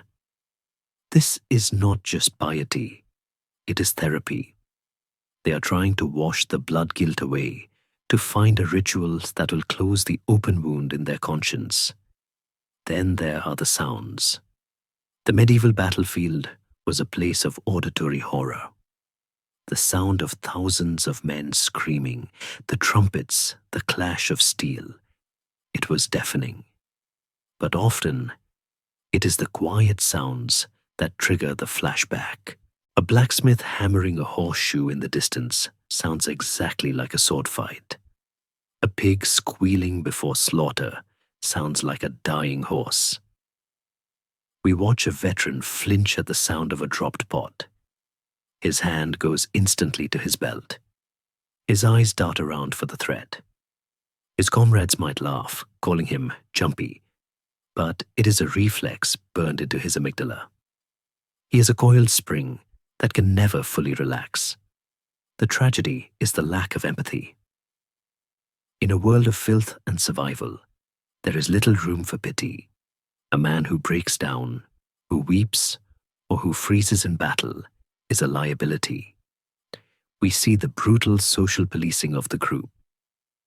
If a soldier panics, he is mocked. Are you a maid? Have you no stomach? The shame is a weapon used to force men back into the line. We see a young soldier who has gone catatonic, sitting by the fire, rocking back and forth, unresponsive. In a modern field hospital, he would be evacuated for shell shock. Here, he is kicked, shouted at, or simply left behind. He is a useless mouth. The army moves on, shedding its broken parts like dead skin. There is also the phenomenon of the berserker, or the woodware. Some men snap in a different way. They lose all fear and all restraint. They become terrifyingly effective killers, fighting with a manic laughter, taking risks that should be fatal. The other soldiers look at them with awe, thinking them touched by God or the devil. But this, too, is a trauma response. It is a dissociation, a separation of the self from the act. The man isn't brave, he is gone. He has retreated so deep inside himself that his body is just a puppet acting out the violence. When the battle ends, these men often collapse into a deep, death-like sleep, or fall into a depression so black it swallows them whole. The ghosts are real to them. In the medieval worldview, the veil between the living and the dead is thin. A soldier who killed a man might believe he is literally being haunted by his victim. He sees the dead man standing at the foot of his bedroll. He hears the dead man's voice in the wind. This isn't a metaphor for guilt. It is a literal haunting. He might pay a priest to say masses for the soul of the enemy he killed, a transaction to buy peace from the spectre. It adds a supernatural layer of terror to the psychological pain. He is fighting a war on two fronts, one against the enemy king and one against the angry spirits of the slain. As we watch the soldier finally drift into a fitful doze, we realize that the filth we have been describing, the mud, the blood, the disease, has penetrated his mind. He is dirty on the inside. He has seen things that cannot be unseen. He has done things that cannot be undone. The innocence he had when he first took the king's shilling is gone, replaced by a cynical, jagged hardness. He may survive the war. He may go home to his village, marry, and plough the fields. But a part of him will always be here, in the dark, listening for the alarm. He carries the battlefield in his chest, a heavy, cold weight that he will bear until the day he dies. The history books will list the dates of the peace treaties. But for the soldier, the war never truly declares a truce. The war does not end with a bang, nor with a parade of roses. It ends with a signature on a parchment in a tent 50 miles away, or simply with the running out of money. The great beast of the army, which has been breathing, eating, and killing for months, suddenly exhales and dissolves. We are witnessing the disbanding, the moment the soldier ceases to be a cog in a machine and becomes, once again, a singular lonely man. The noise that has defined his existence, the shout of sergeants, the clatter of wagons, the constant murmur of thousands, fades into a ringing silence. He is given his final pay, perhaps a few clipped coins or a written "I owe you" that is worth less than the paper it is written on, and he is told to go. There is no transport back. The king does not provide a carriage. He walked there, and he will walk back. The road home is the final campaign, but this time he marches against the quiet. The journey back is a strange reverse odyssey. The soldier walks through the same landscapes he might have marched through in the spring. But the world looks different now. In the spring, the fields were full of potential harvest and the fear of the unknown. Now, it is late autumn or winter. The fields are stubble. The trees are bare. The adrenaline that fueled him is gone, replaced by a crushing fatigue. We see him walking alone or in a pair, a small dark speck on the vast road. He looks like a vagrant. His clothes are a patchwork of his original tunic, looted items, and rough repairs. His boots are held together with twine. His helmet, if he still has it, hangs from his back, a heavy, rusting souvenir of a life he is trying to leave behind.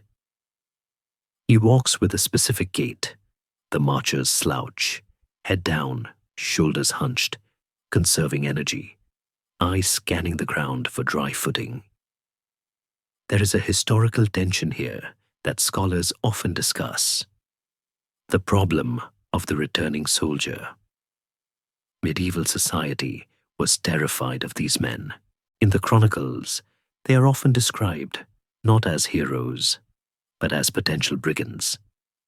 A man who has spent 2 years looting and killing does not easily return to obeying the village constable. Many soldiers, finding no work and having no skills but violence, turn to the woods, becoming the highwaymen and bandits that plague the roads. But our soldier keeps walking. He is driven by a singular magnetic pull. The hearth. He sleeps in hedgerows or barns. But now the sleep is different. It is not the sleep of the sentry. It is the deep, exhausted sleep of a man who knows that no trumpet will sound at dawn. Yet he wakes up anyway.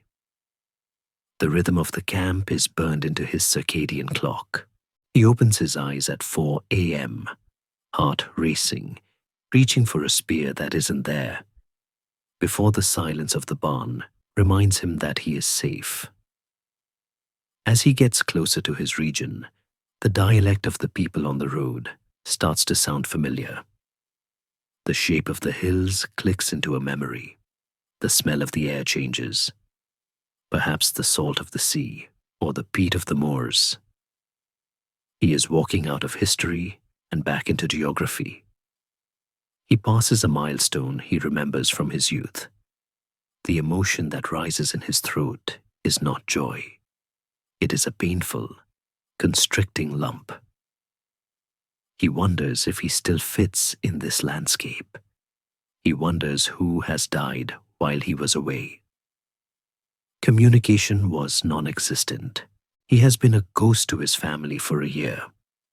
They might have mourned him already.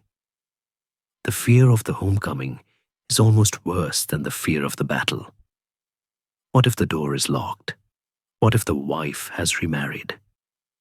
What if the plague has taken the village? Finally, he crests the last ridge. The village lies below him, a cluster of thatched roofs and smoke rising in thin blue columns. It looks shockingly small. In his memory, it was a whole world. Now, after seeing the great walled cities of France or the vast encampments of the king, his home looks like a toy model. He walks down the lane, A dog barks, a harsh, suspicious sound. It does not know him. He meets a neighbor on the road, a man leading a cow. The neighbor stops, stares, and crosses himself. To them, he is a resurrection. "We heard you fell at the river," the neighbor says. The soldier shakes his head. "No, I am here." The conversation is awkward. The gap between them is an ocean.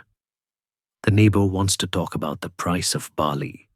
The soldier is still thinking about how the mud felt at the siege. He reaches his own door. This is the cinematic moment, the climax of the lullaby. But reality is quieter. He pushes the door open. The hinge creaks, a sound he has heard in his dreams 1,000 times. The interior is dark, smelling of wood smoke, dried herbs, and unwashed wool. It is the smell of peace. His wife is at the hearth, stirring a pot. She turns. She drops the spoon. There is no slow-motion run. There is a frozen moment of shock. She looks at the scar on his cheek, the gray in his beard, the gauntness of his frame. He looks at the lines around her eyes. They have both aged, fighting different wars. He steps forward. The embrace is stiff at first, hampered by the hard leather of his jerkin and the hesitation of strangers. But then the warmth breaks through. He buries his face in her shoulder. He is dirty. He smells of the road, but he is solid. He is real. The assimilation begins. It is a slow, grinding process of shedding the soldier's skin. The first night in a bed is a comedy of discomfort. The mattress is too soft. The air is too still. He feels suffocated by the roof. He might get up and sleep on the floor by the fire, where the hardness feels like home. The silence of the house is deafening. He misses the snoring of his messmates, the comfort of the pack. He feels exposed. He keeps a knife under his pillow, a habit that terrifies his wife, but one he cannot break. Then comes the labor. The sword must be beaten back into a plowshare, metaphorically and sometimes literally. He returns to the fields, but his body, though strong, is broken in specific ways. His knees click and ache from the miles of marching. His back is stiff from sleeping on the ground. The grip of the plow handle feels too thin after the thick shaft of a pike. He works, but his mind drifts. He looks at the tree line and calculates the range for an arrow. He looks at the church tower and evaluates its defensive potential. He sees the landscape tactically. It is a filter he cannot turn off. The village wants his stories. In the evenings, at the local alehouse, the men gather around him. They buy him drinks. They want to hear about the king, the golden armor, the French knights, the glory. They want the romance. He looks at their eager, clean faces. How can he tell them about the dysentery, about the smell of the corpse pits, about the sound a man makes when he is holding his own intestines? He cannot, so he gives them the lies. He tells them of the banners and the charges. He gives them the myth because the truth would be too heavy for them to carry. He becomes a storyteller of a war he didn't fight, while the war he did fight stays locked in his chest. There is a gentle, sad humor in his clumsiness. He knocks over a cup because he is used to drinking from a heavy horn. He startles the chickens with his heavy tread. He is a bull in a china shop of domesticity. But slowly, the seasons turn. The calluses on his hands from the weapon fade, replaced by the calluses of the hoe. The nightmares become less frequent, or at least less vivid. He learns to sleep through the night. He learns to listen to the wind without hearing a scream. He is changed, though. He possesses a stillness that the other villagers do not. He has seen the worst the world can do, and he is still standing. This gives him a strange, quiet authority.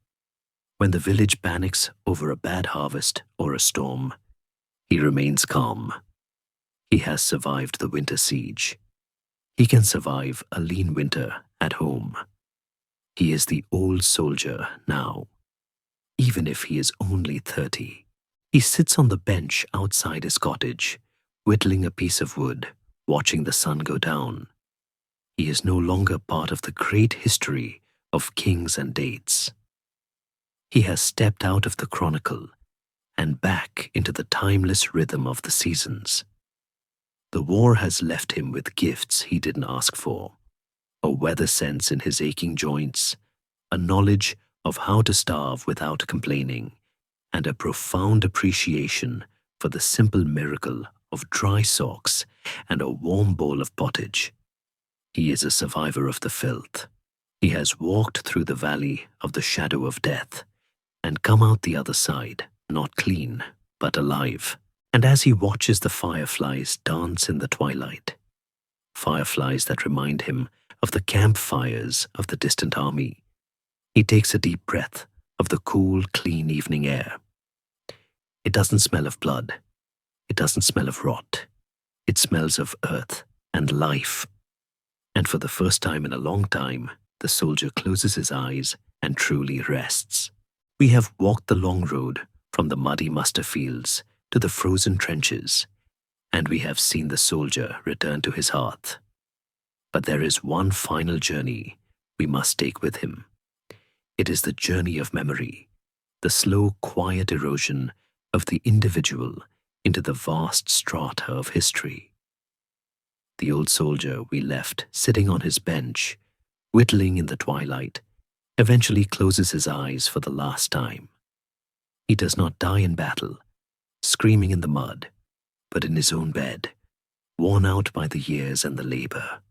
His death is not a historical event. No scribe records it. No bard writes a song about it. He is simply lowered into the churchyard earth, wrapped in a simple shroud, perhaps with a rusted coin or a small metal cross in his hands. And as the earth covers him, the final act of the filthy truth begins, the cleansing. Nature, in her infinite patience, begins to wash away the grime of his life. The flesh that suffered the boils, the lice, and the scars dissolves, returning to the carbon cycle that feeds the roots of the yew tree, standing guard above him. The bones that ached from the march and the cold settle into the clay. The filth that defined his existence, the mud, the waste, the sweat, is purified by the soil, turned into rich, dark earth that will feed the grass of the next summer. There is a profound peace in this biology. The soldier is no longer fighting the elements. He has become them. Let us fast forward the camera of our mind, speeding up time until the centuries flicker by like the pages of a book in the wind. The wooden cross that marked his grave rots and falls. The stone marker, if he had one, weathers until the name is erased by the rain. He becomes anonymous. This is the fate of the common soldier. The kings and the generals have their marble tombs and their effigies, lying in state with stone dogs at their feet. But the men who actually fought the wars, the men who shivered in the ditches and pushed the wagons, vanish. They become the unknown, yet they are not gone. They are waiting for us to find them. We move to a sunlit field in the modern era. A tractor is pulling a plow, turning over the soil. With a metallic clink, the blade hits something hard. The farmer stops and pulls an object from the dirt. It is a spur, or a belt buckle, or a rusted arrowhead. It is brown, corroded, and caked in mud. This is the iron harvest. Across Europe, the earth still pushes these artifacts to the surface. the land vomiting up the indigestion of past wars. When we look at this rusted object in a museum, sitting clean and sterile under a glass case with a little white card, we often miss the reality. We see 14th century spur. We do not see the man who wore it. We do not see the sore it rubbed on his heel. We do not smell the horse manure he stepped in. Museums are the sanitizers of history. They present the artifacts of war as art objects, clean, lit by halogen, silent. But we, who have walked this journey together, know better. We know that this piece of metal was once warm with body heat. We know it was a witness to terror and boredom. We can look through the glass and see the ghost of the man standing behind it. There is a scholarly beauty in this reconstruction.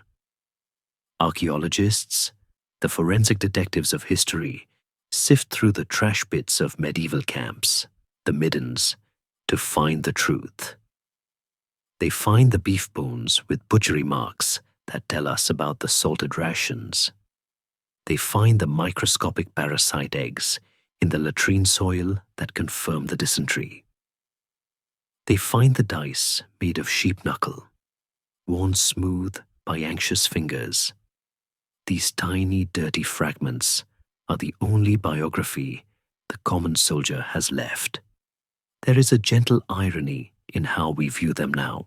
We, with our antibiotics, our hot showers, and our central heating, look back at them with a mix of horror and romanticism. We dress up in their clothes for fairs. We swing blunt swords for fun. We play video games where we simulate their trauma for entertainment. If the ghost of our medieval soldier could stand beside us and watch a movie about his life, he would likely laugh. He would laugh at the clean faces of the actors. He would laugh at the way they never stopped to use the privy. He would find our obsession with his suffering strange, but perhaps he would also feel a flicker of pride, because in a way, he won. He survived the filth so that we could live in the clean. We are his children. The DNA that built his endurance, that allowed his immune system to fight off the typhus, that kept his heart beating in the freezing trench, that DNA is in us. We are the legacy of his survival. When we shiver in the cold, when we feel the adrenaline spike in a moment of danger, when we endure a hard day of labor, we are tapping into the ancient, resilient reserve that he passed down through the generations. We must also address the myth of the Golden Age. There is a tendency to think that the past was better or more noble, but the filthy truth acts as an anchor to reality. It reminds us that humanity has always struggled.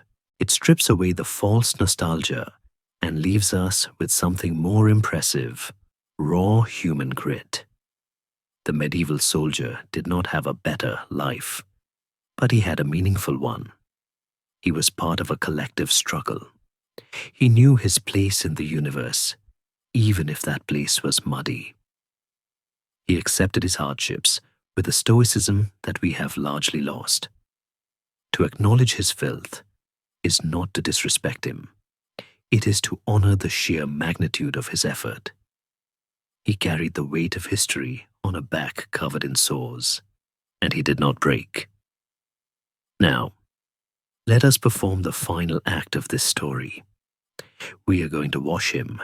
In our mind's eye, let us gently lift the medieval soldier out of the mud of the Somme, out of the dust of Agincourt, out of the freeze of the winter garrison. We strip away the heavy, rusted mail that has weighed him down for 600 years. We peel off the rotting wool and the hardened leather. We wash away the blood, the soot, the excrement, and the fear. We use the warm, clear water of forgetting. We clean his wounds until they are just silver scars. We smooth the worry lines from his forehead. We give him what he never truly had in life: perfect, clean, warm comfort. We lay him down not on the hard ground, but on a bed of soft clouds, a bed worthy of a king, but reserved for the common man. He stretches out his tired limbs. The ache in his joints fades. The eternal itch of the lice is gone. The smell of the camp is replaced by the scent of lavender and rain. He looks different now. Without the crime, he looks like us. He looks like a brother, a father, a son. He is no longer a medieval soldier, a terrifying alien from a dark time. He is just a man who did his best in a hard world. He sighs, a long, deep exhalation that releases centuries of tension. The war is over. The march is done. The hunger is fed. He does not need to listen for the sentry's call. He does not need to guard his coin pouch. He is safe. We leave him there in the quiet hall of history, resting in a peace that is deep and undisturbed. The noise of the battles has faded into a lullaby. The mud has turned to marble. The nightmare has become a story, and the story has become a song, whispered into the dark to help us sleep.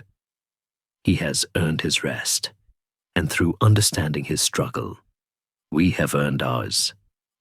The camera pulls back, higher and higher, until the soldier is just a speck of light, then a star, then nothing but the velvet darkness of the night sky, wrapping the world in a blanket of silence. The journey is complete. We have walked the muddy roads, endured the cold iron, and tasted the salt of the soldier's life. Now, the history books are closed, and the heavy gates of the past are gently shut and locked. You are back in your own time, in your own sanctuary. The air around you is clean and warm. There is no mud here, no cold wind, only the softness of your pillow and the safety of your room. You can let go of the tension now, just as the soldier let go of his spear. Your body is heavy, sinking deeper into the mattress, supported and secure. The struggles of the past are distant echoes, fading into the rhythm of your own breathing. You are safe. You are clean. You are at rest. Let the darkness hold you. Let the silence comfort you. The long march is over. Drift away now into the quiet, dreamless night. Sweet dreams.